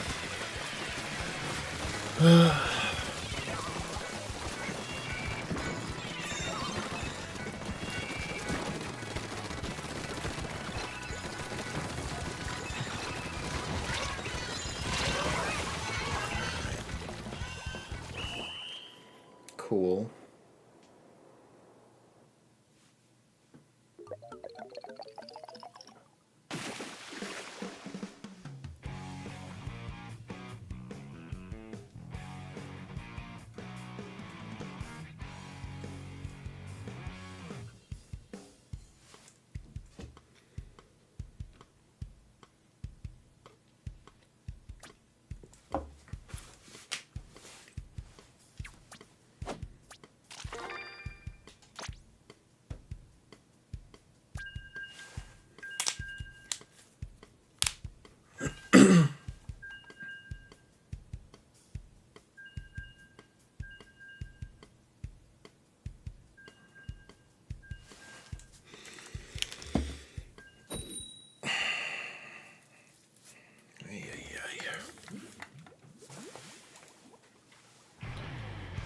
I love getting pain in my ears because devs couldn't bother to change that stupid sound on that stupid special.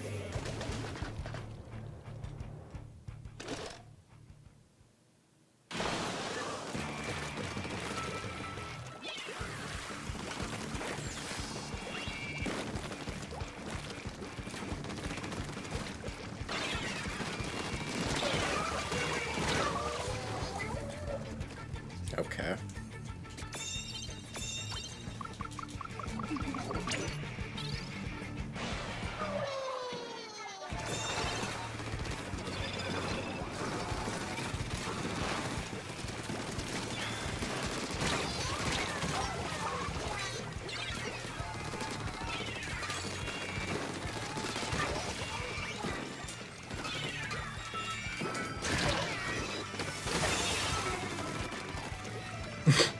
Bro really brought out the strikes like that was gonna save him.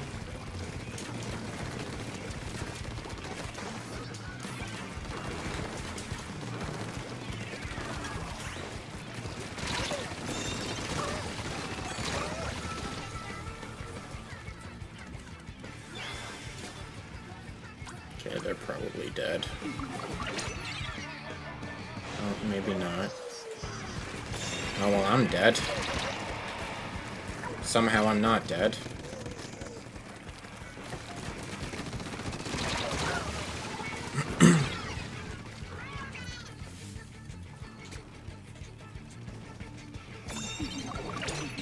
We gotta kill. We need our T-Tech to charge those strikes and kill that Hydra with them. Okay, time to run. Okay, I guess not.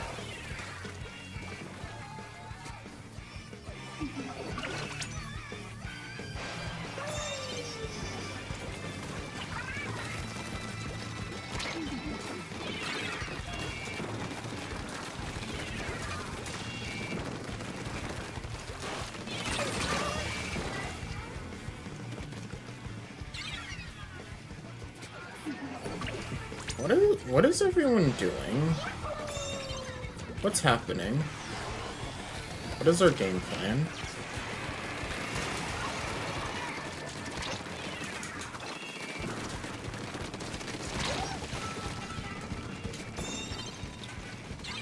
Oh, they're all there. Okay.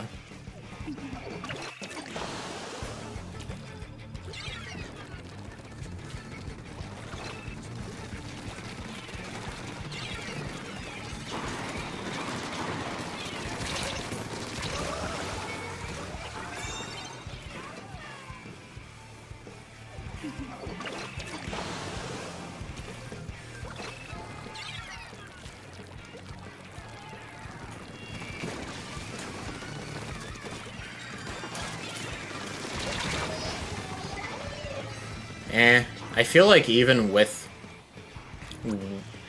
I think even if they got rid of the accessibility issues, Screen wouldn't be a good special. Its effectiveness is totally dependent on the ink colors that are in the match, and even then, so many of them are just so high contrast that literally you could just tank the screen and it wouldn't make a difference. And I don't even think the sound would do much to help it either.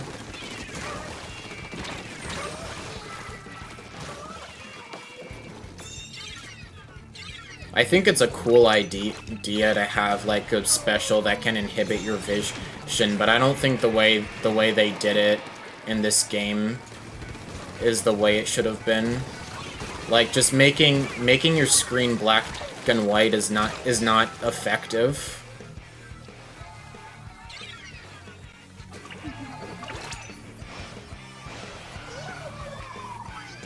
Especially in a game with such high contrast as this one.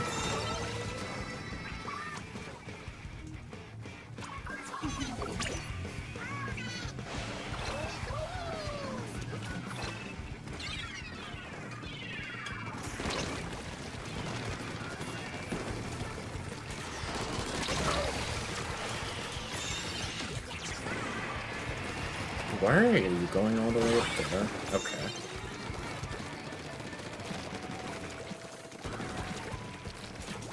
I really don't think we need to push this, but I'll just die.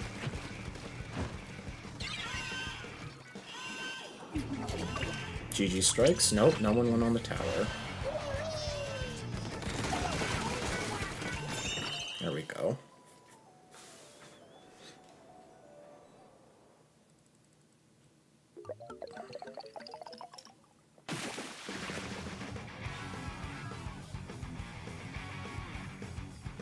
Yeah, but I'm saying even that's not effective because people can just walk through the screen.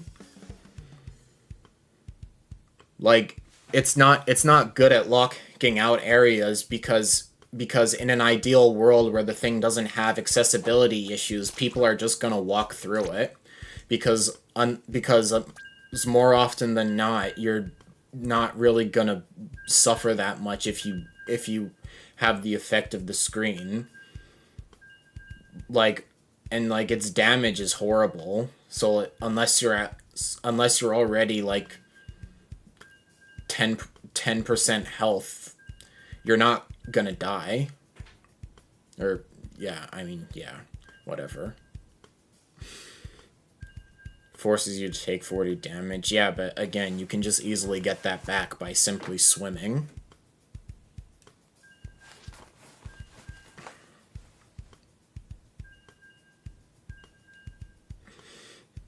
The vision blocking is only really effective against the back line, and even in that instance, they can just reposition.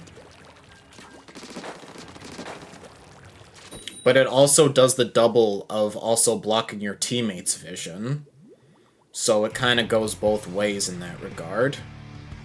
Oh, hi, Hope.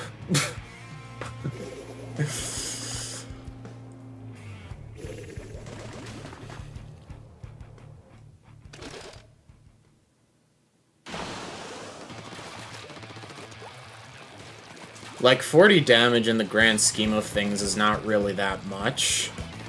Like, you can recover that in, like, literally a second.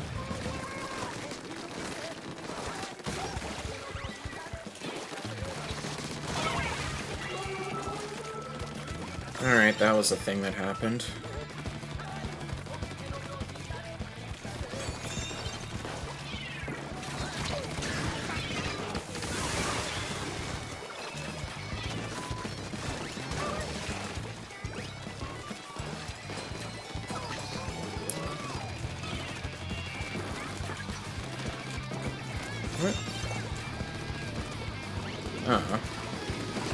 What is bro?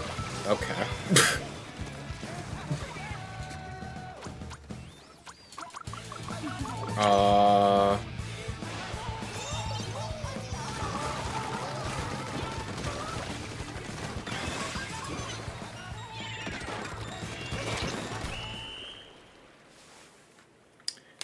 Well, that was a match of all time. If screen had reverse control / ink color with a little more damage, it can benefit better. I feel like if it gave you reverse controls, that would be way too unhealthy for the game. Like, at that point, that's just straight up unfair.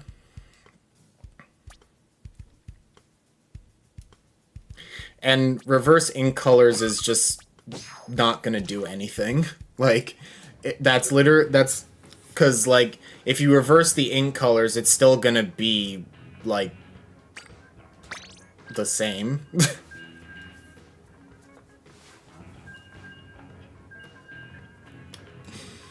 Like, it's gonna be the same as when you're playing without the screen effect. I actually think a cool idea is, something that Chara mentioned in one of his videos, where the screen actually blocks your UI, so you don't know who's alive, who's dead, and who has special charge. I think if they were to rework screen, I think that would be the way to do it. Like, inhibit other high stealth, inhibit other ways of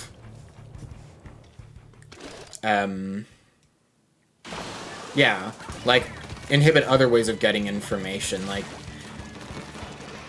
just inhibit the, it should also disable your sub and special. No! No, it should not do that!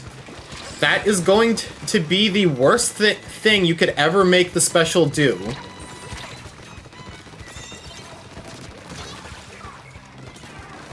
It would be funny, but it would be terrible for the game. Like, from a comp perspective, it would be terrible for the game. Like, I get things being fun, but you also have to consider the...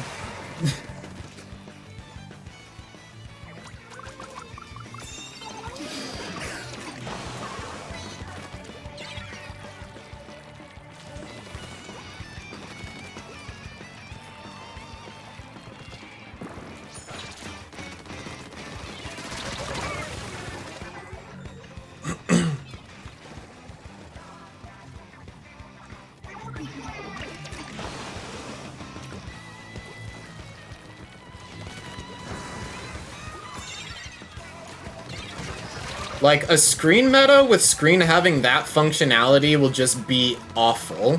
Like, literally, it'll make every single other special in the game basically invalid. Especially at a top level.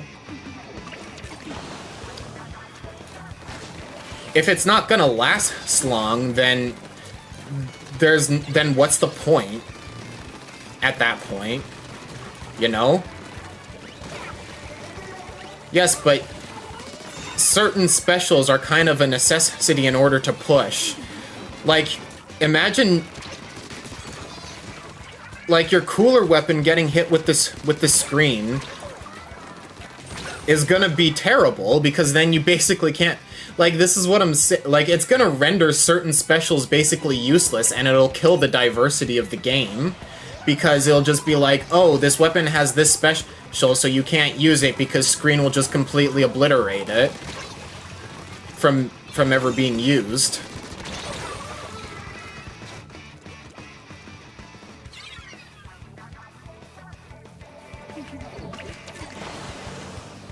You could disrupt strike, bubble, and cooler timings.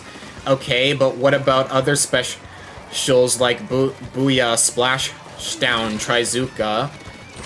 Like, yes, it can also, yes, it can block out the annoying stuff, but it can also block out the not annoying stuff.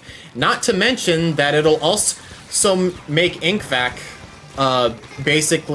basically a non-existent special, because literally its whole thing is the fact that it can block certain specials from being used.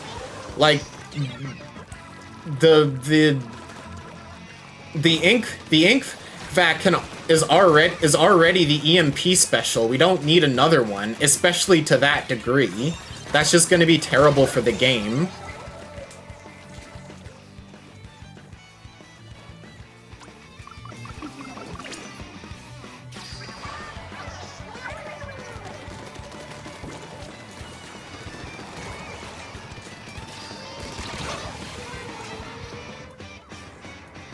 How are my ideas bad?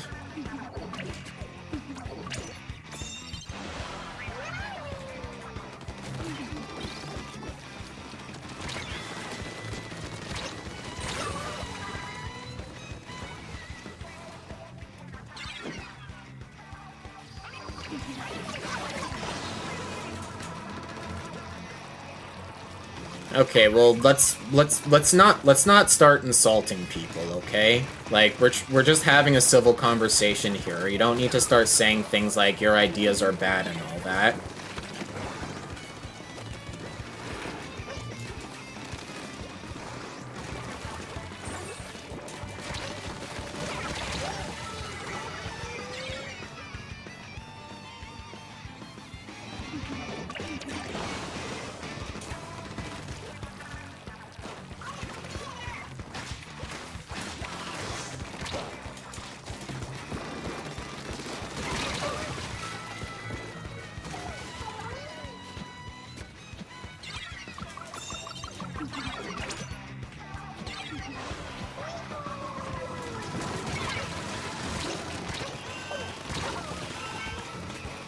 Can we not, please?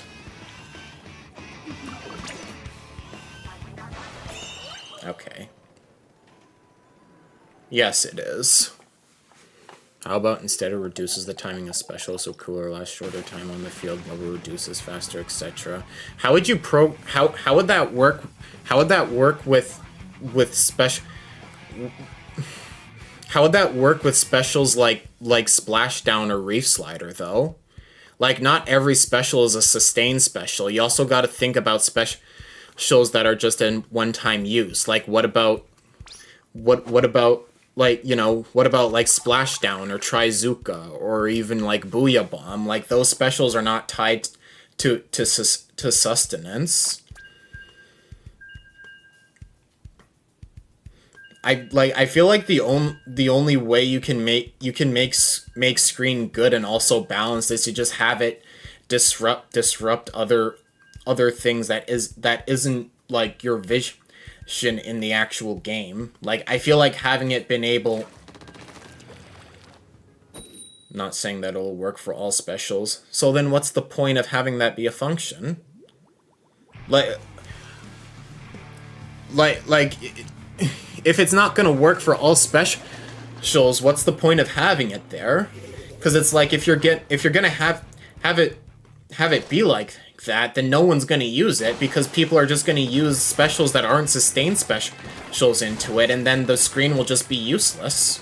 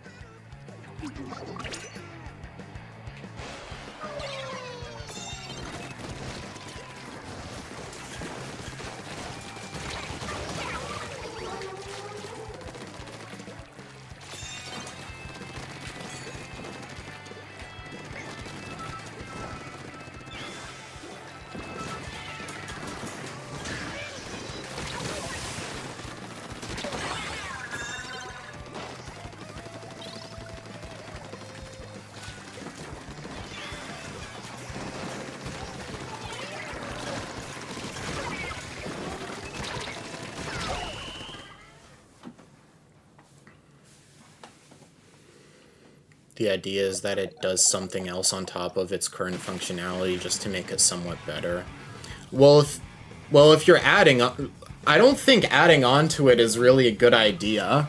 Like, I don't really think there's any scenario where you can add on to the special and it be good without it feeling unfair or overtuned or just, like, game breaking. To be honest, the best thing would be take it out of the game entirely, but that's wishful thinking on my end. I think just don't bring it back in the next game. Like, nothing's, like, you lose nothing from just removing it from the game. Like, I mean, I don't think the special needs a buff. I think it needs a complete rework. 'Cause, like, the whole inhibition that it does is not a good idea. It's just not, because it's it doesn't do anything. Like, the ink colors are way too high contrast more often than not. High against stealth. So, it's gonna be useless. The only reason it's effective is because people have disabilities.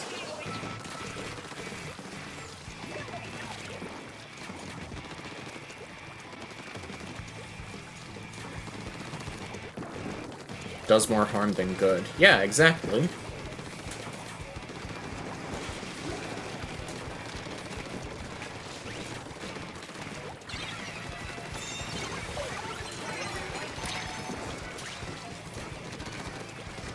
I do agree that the idea of it being able to inhibit a player's view is neat in concept, but I don't think it should be blocking the things that it is blocking currently.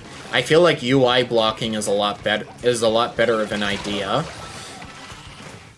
But I mean, like, even like, because again, adding on to it is just gonna get unfair. Because, like, can you imagine, like, it not only being a visual inhibitor, but also inhibiting your specials? Like, that's just gonna be too much. Like, at that point, it's too much. And then you're likely gonna make a InkVac have no place in the competitive scene. Not to mention, with the way the stages are designed, it's going to be annoying to actually play against even casually, because then it'll just be like, well, I can't use my special, or I can use my special because it's not a sustained special, so I can just tank the screen still.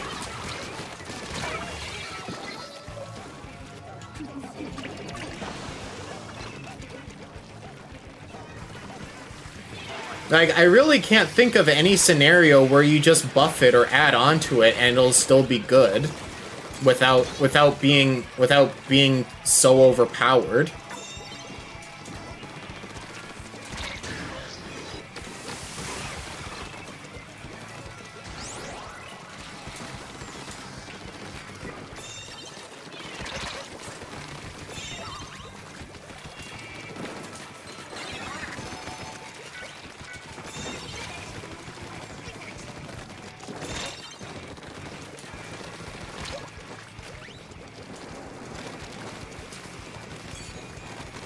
Alright, I guess I'll sit on tower then.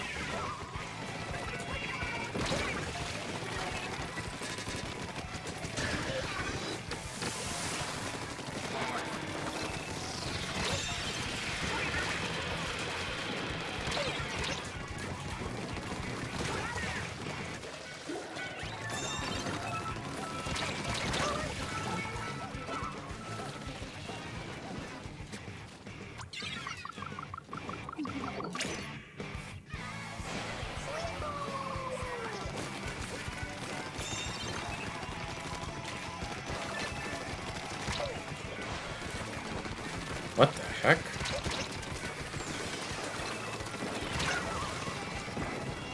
Okay.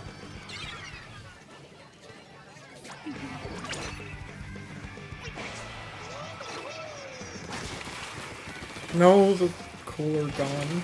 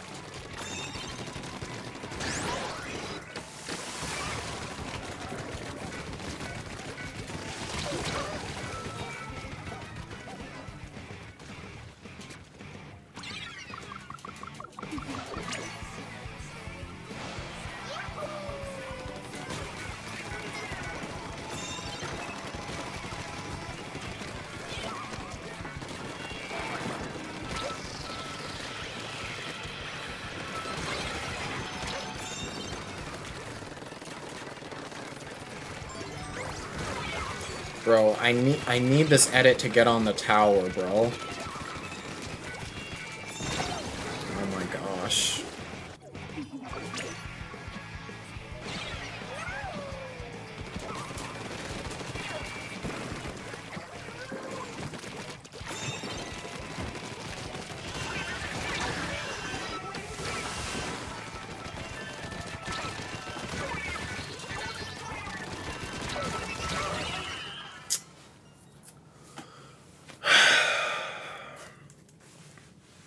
This is what happens when the long-range weapon doesn't get on the tower.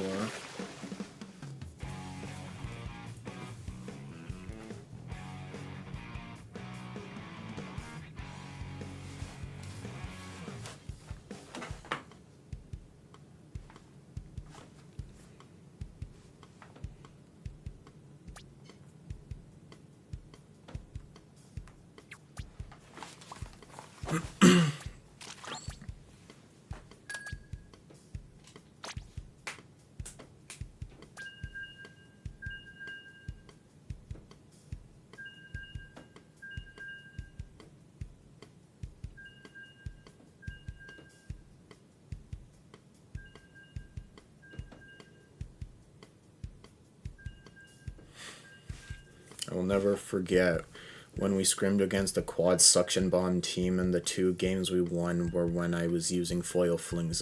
Screen stopping people from getting on the tower in overtime is very funny. I bet.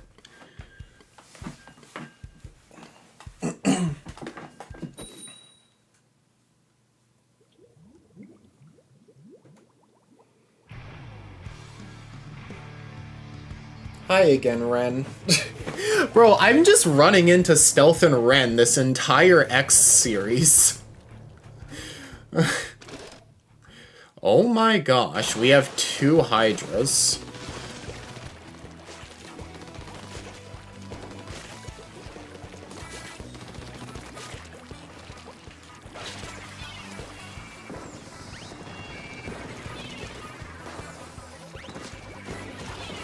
I actually killed someone with that. That's unbelievable.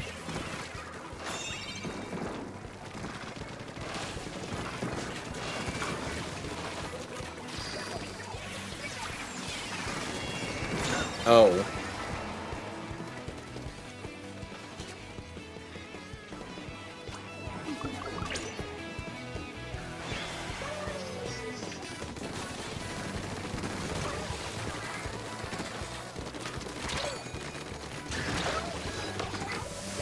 Dang it.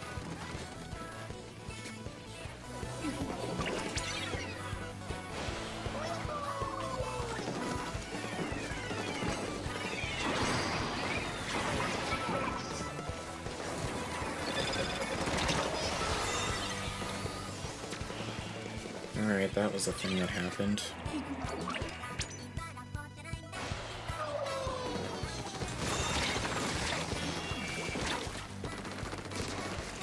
Bro.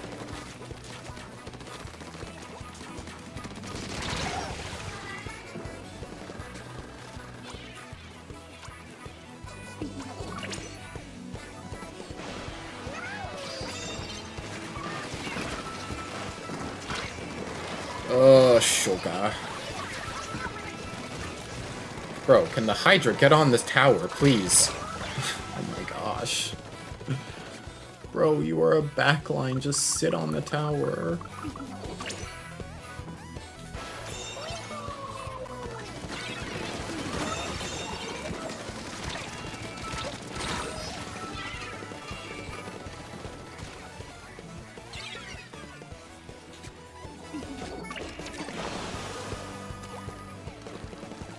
Let me go up and get kills. You stay on the tower, please.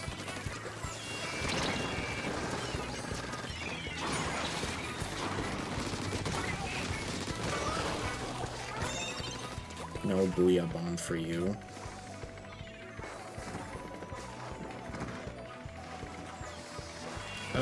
I'm just gonna wait, I think.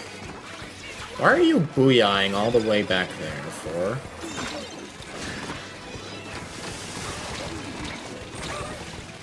Okay.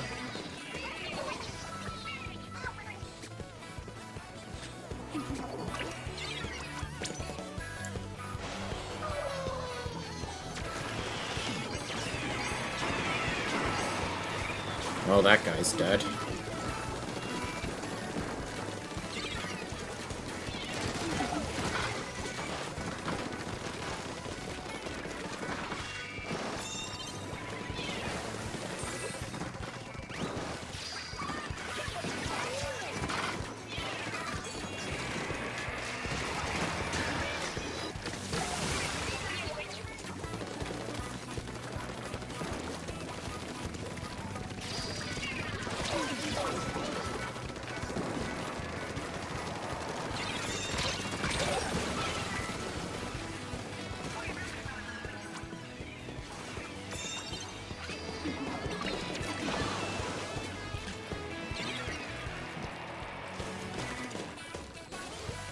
What is that Hydra do? Okay.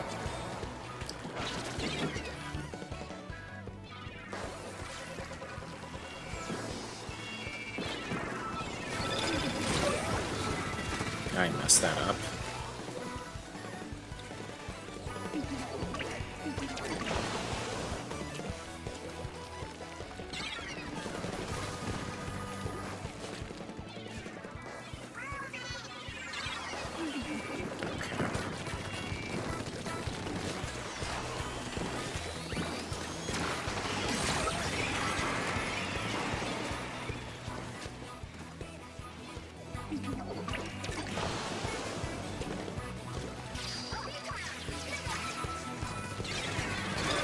Nice Booyah Bomb throw there, buddy. Very good.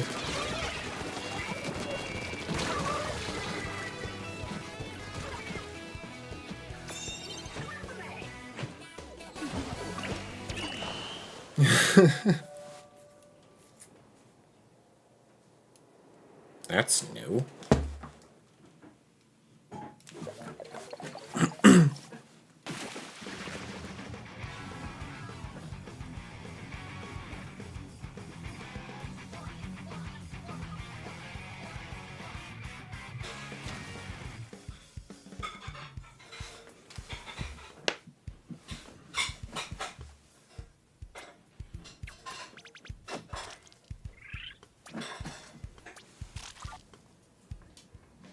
Did both of you die by the chicken bomb?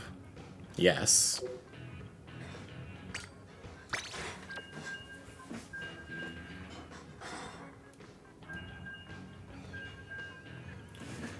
Okay, so probably be my last run before I end stream.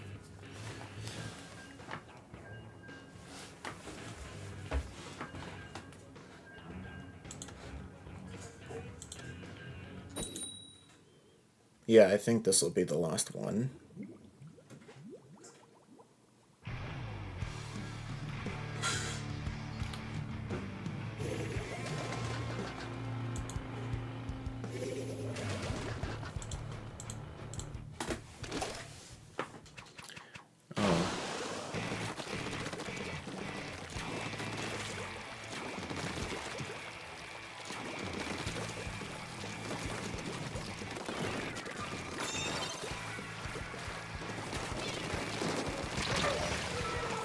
Alright.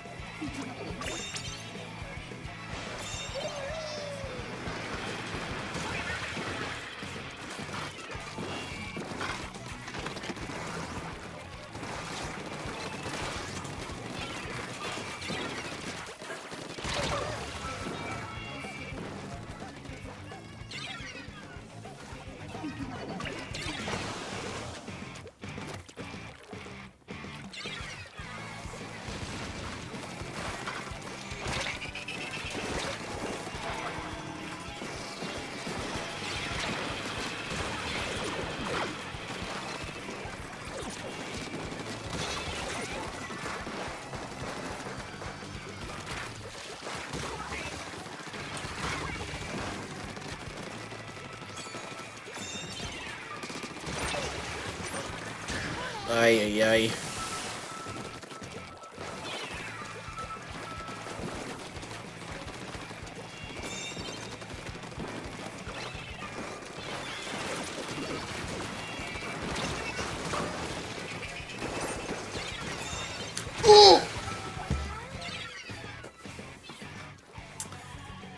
I just got a stringer point blank to the face.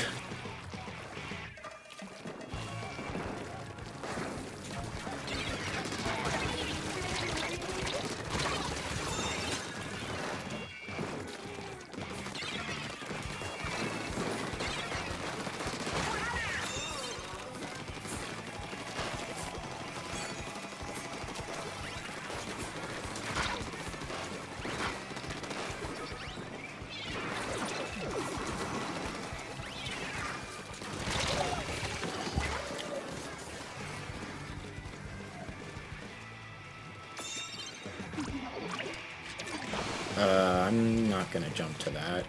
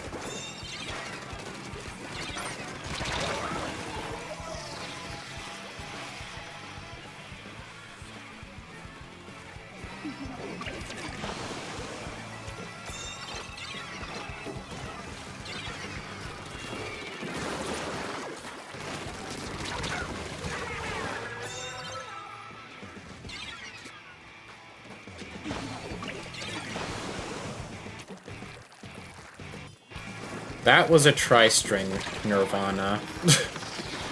Not a well string.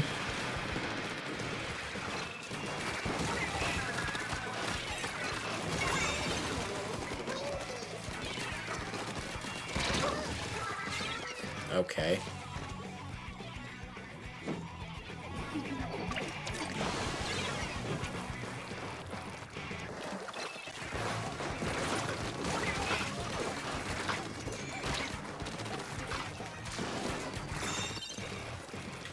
Yes, every Sunday is.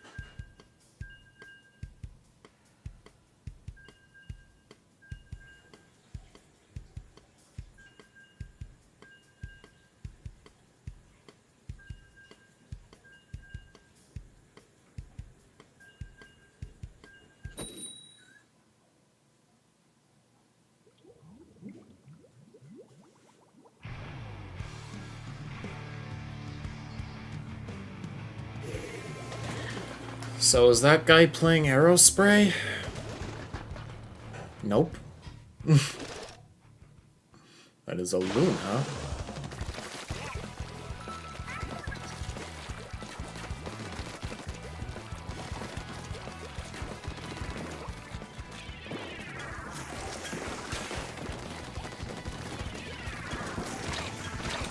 I got stuck on a wall.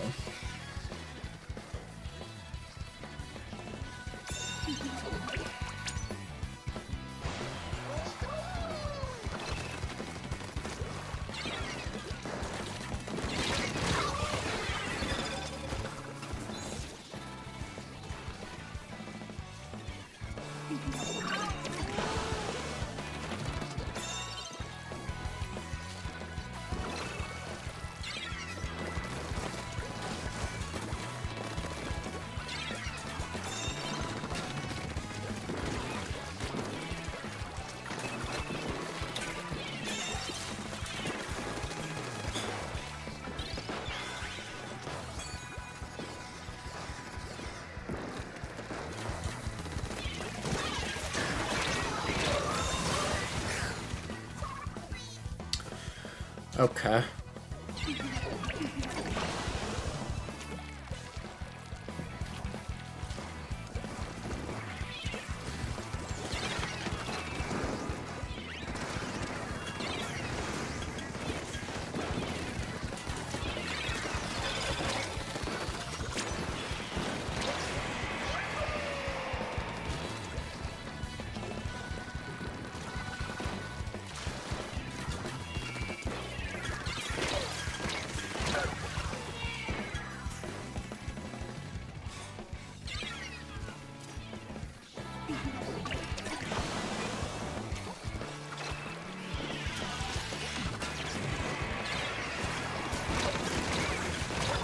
Oh, come on.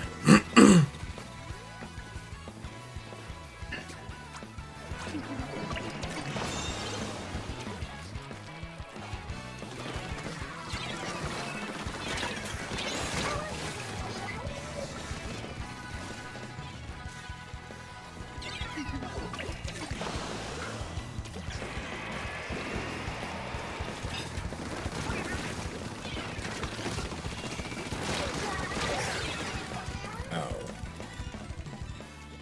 Well.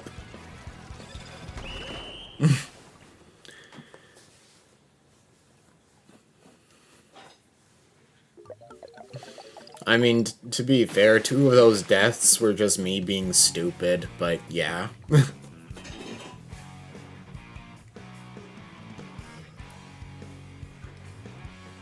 I think I'm a little bit tired. I should probably end stream. But I want to finish this run first.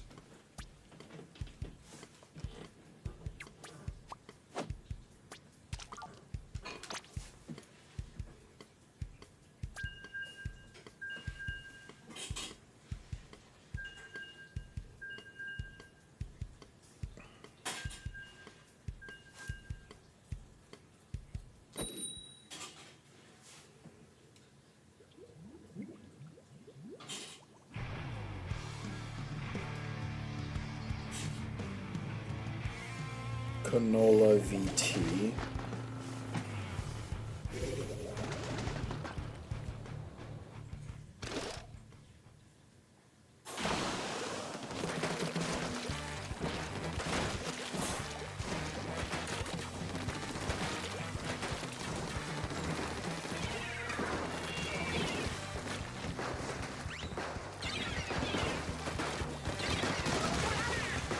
Okay.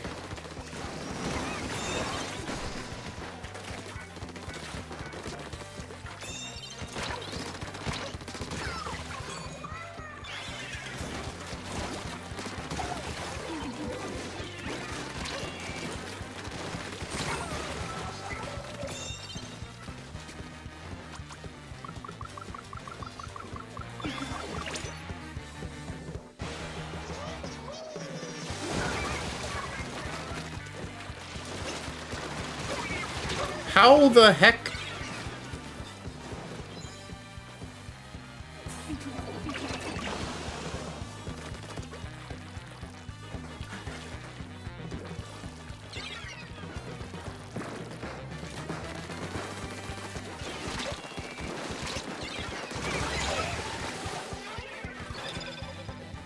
I don't know what this swig is doing, I'm not gonna lie.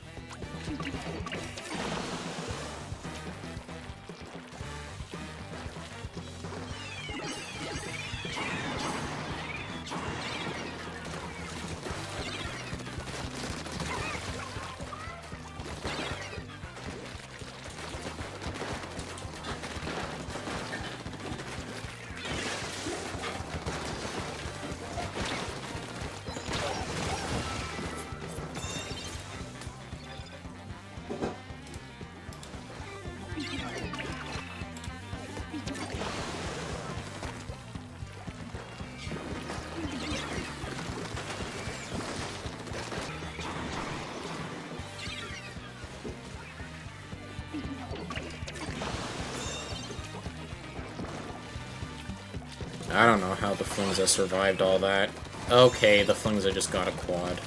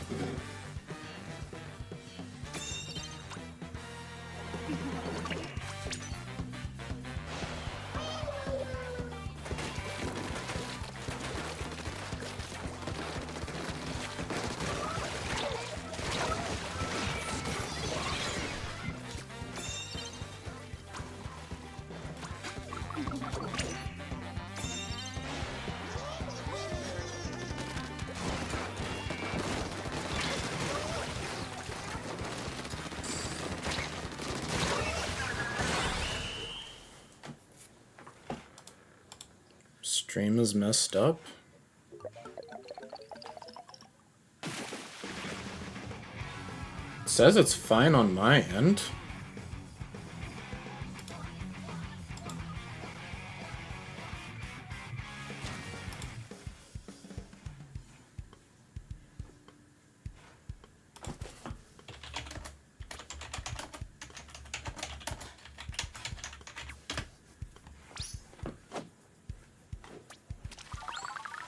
The audio's going in and out.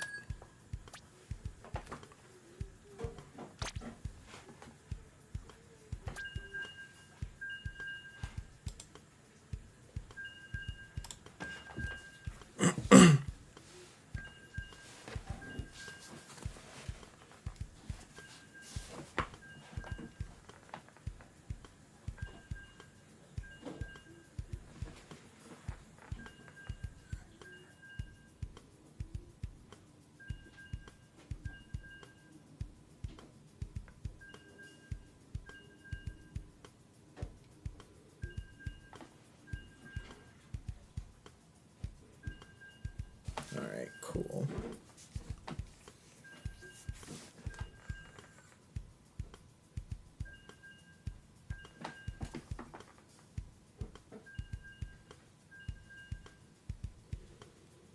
I need to share the fact some kid on Fortnite called me bad earlier, which was really funny because they were like 12 or 13. Uh-huh.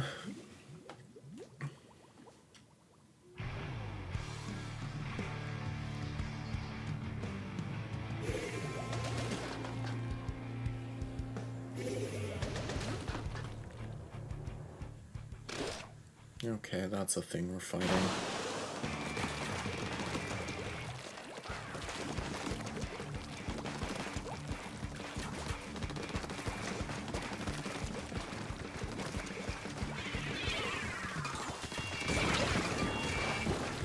I cannot believe that worked.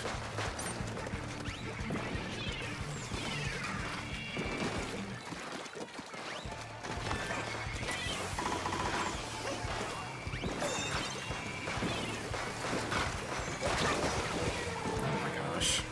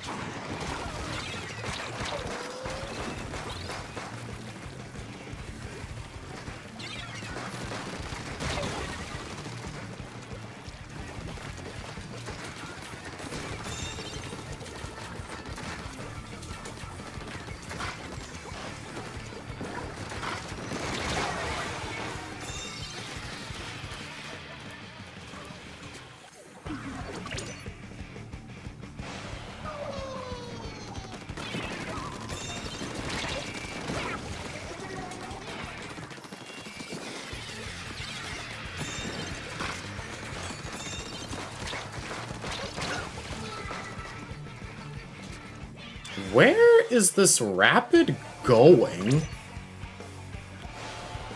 Why are you frontlining with a rapid?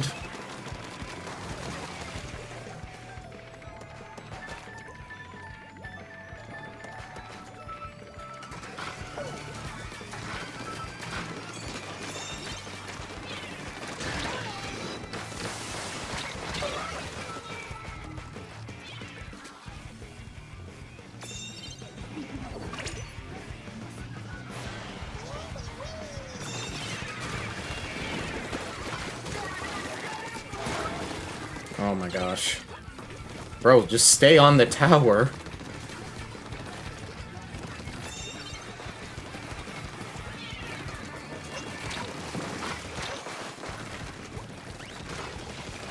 Oh my gosh, this guy does not want to stay on the tower.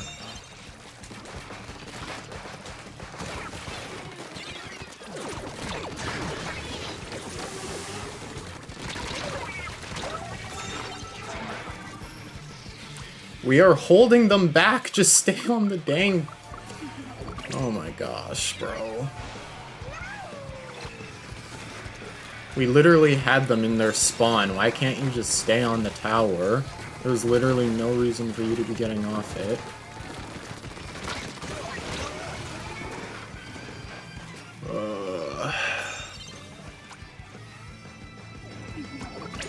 Dude just does not want to do his job, apparently.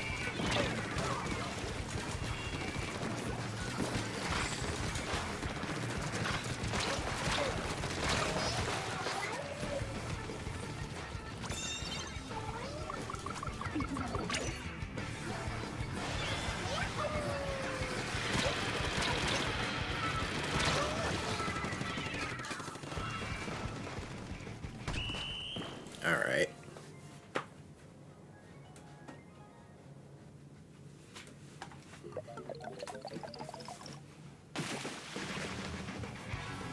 Cool.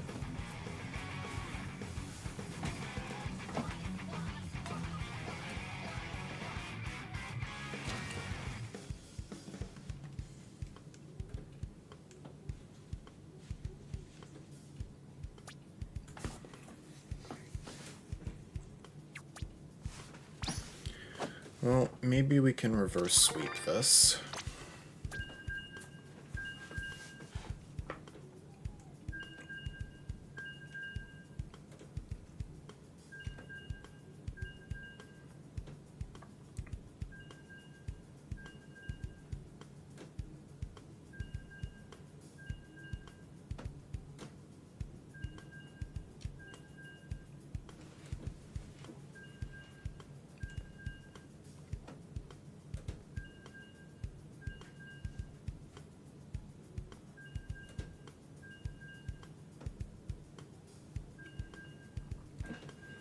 Hello, EXO. How are you doing?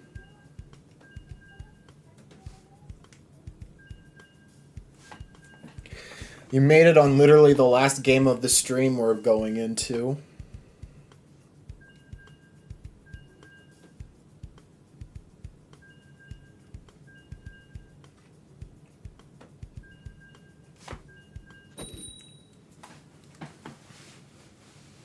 You also missed a frontlining Rapid Deco. Rapid Pro Deco.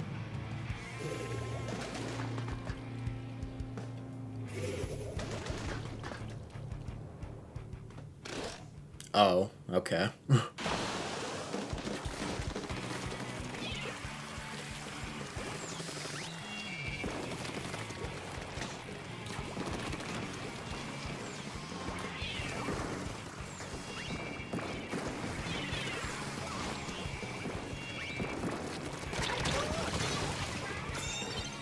Alright.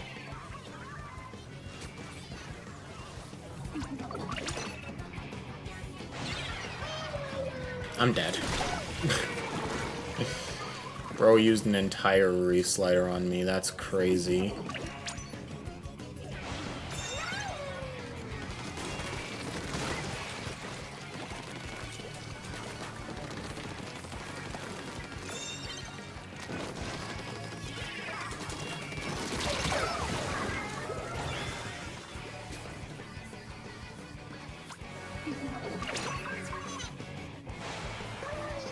I'm dead.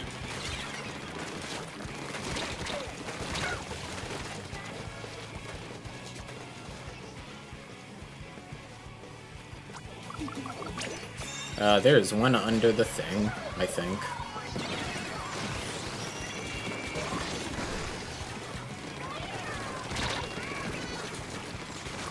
Get out! Okay.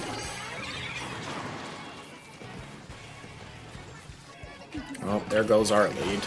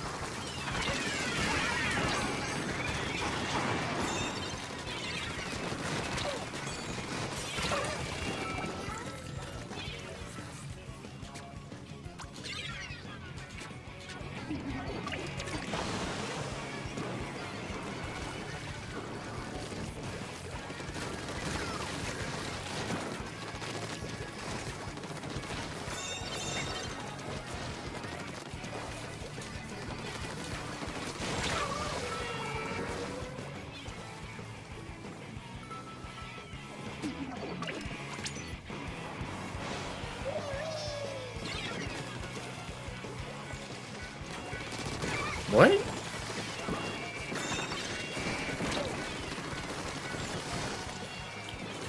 Did his connection go for a second? What was that?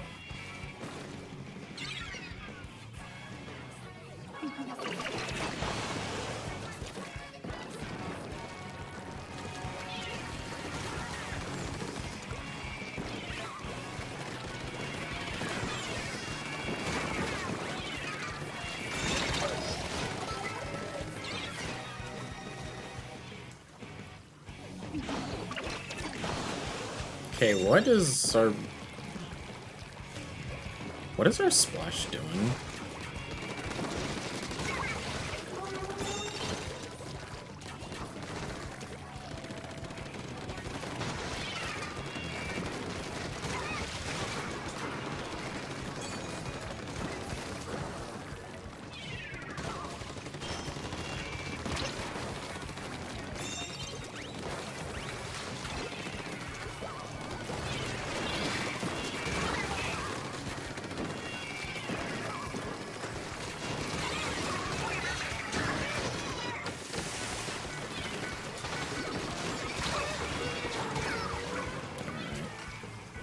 How did that guy not die? What the heck?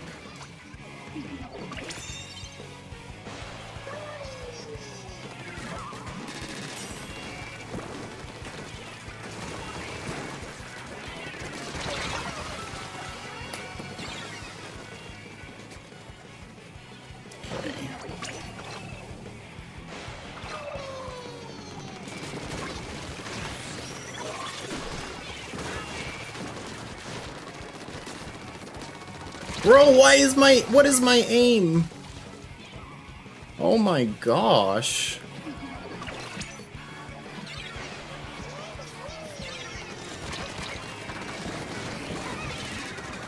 I'm dead. Nice. Nice. We did it. The reverse sweep is real.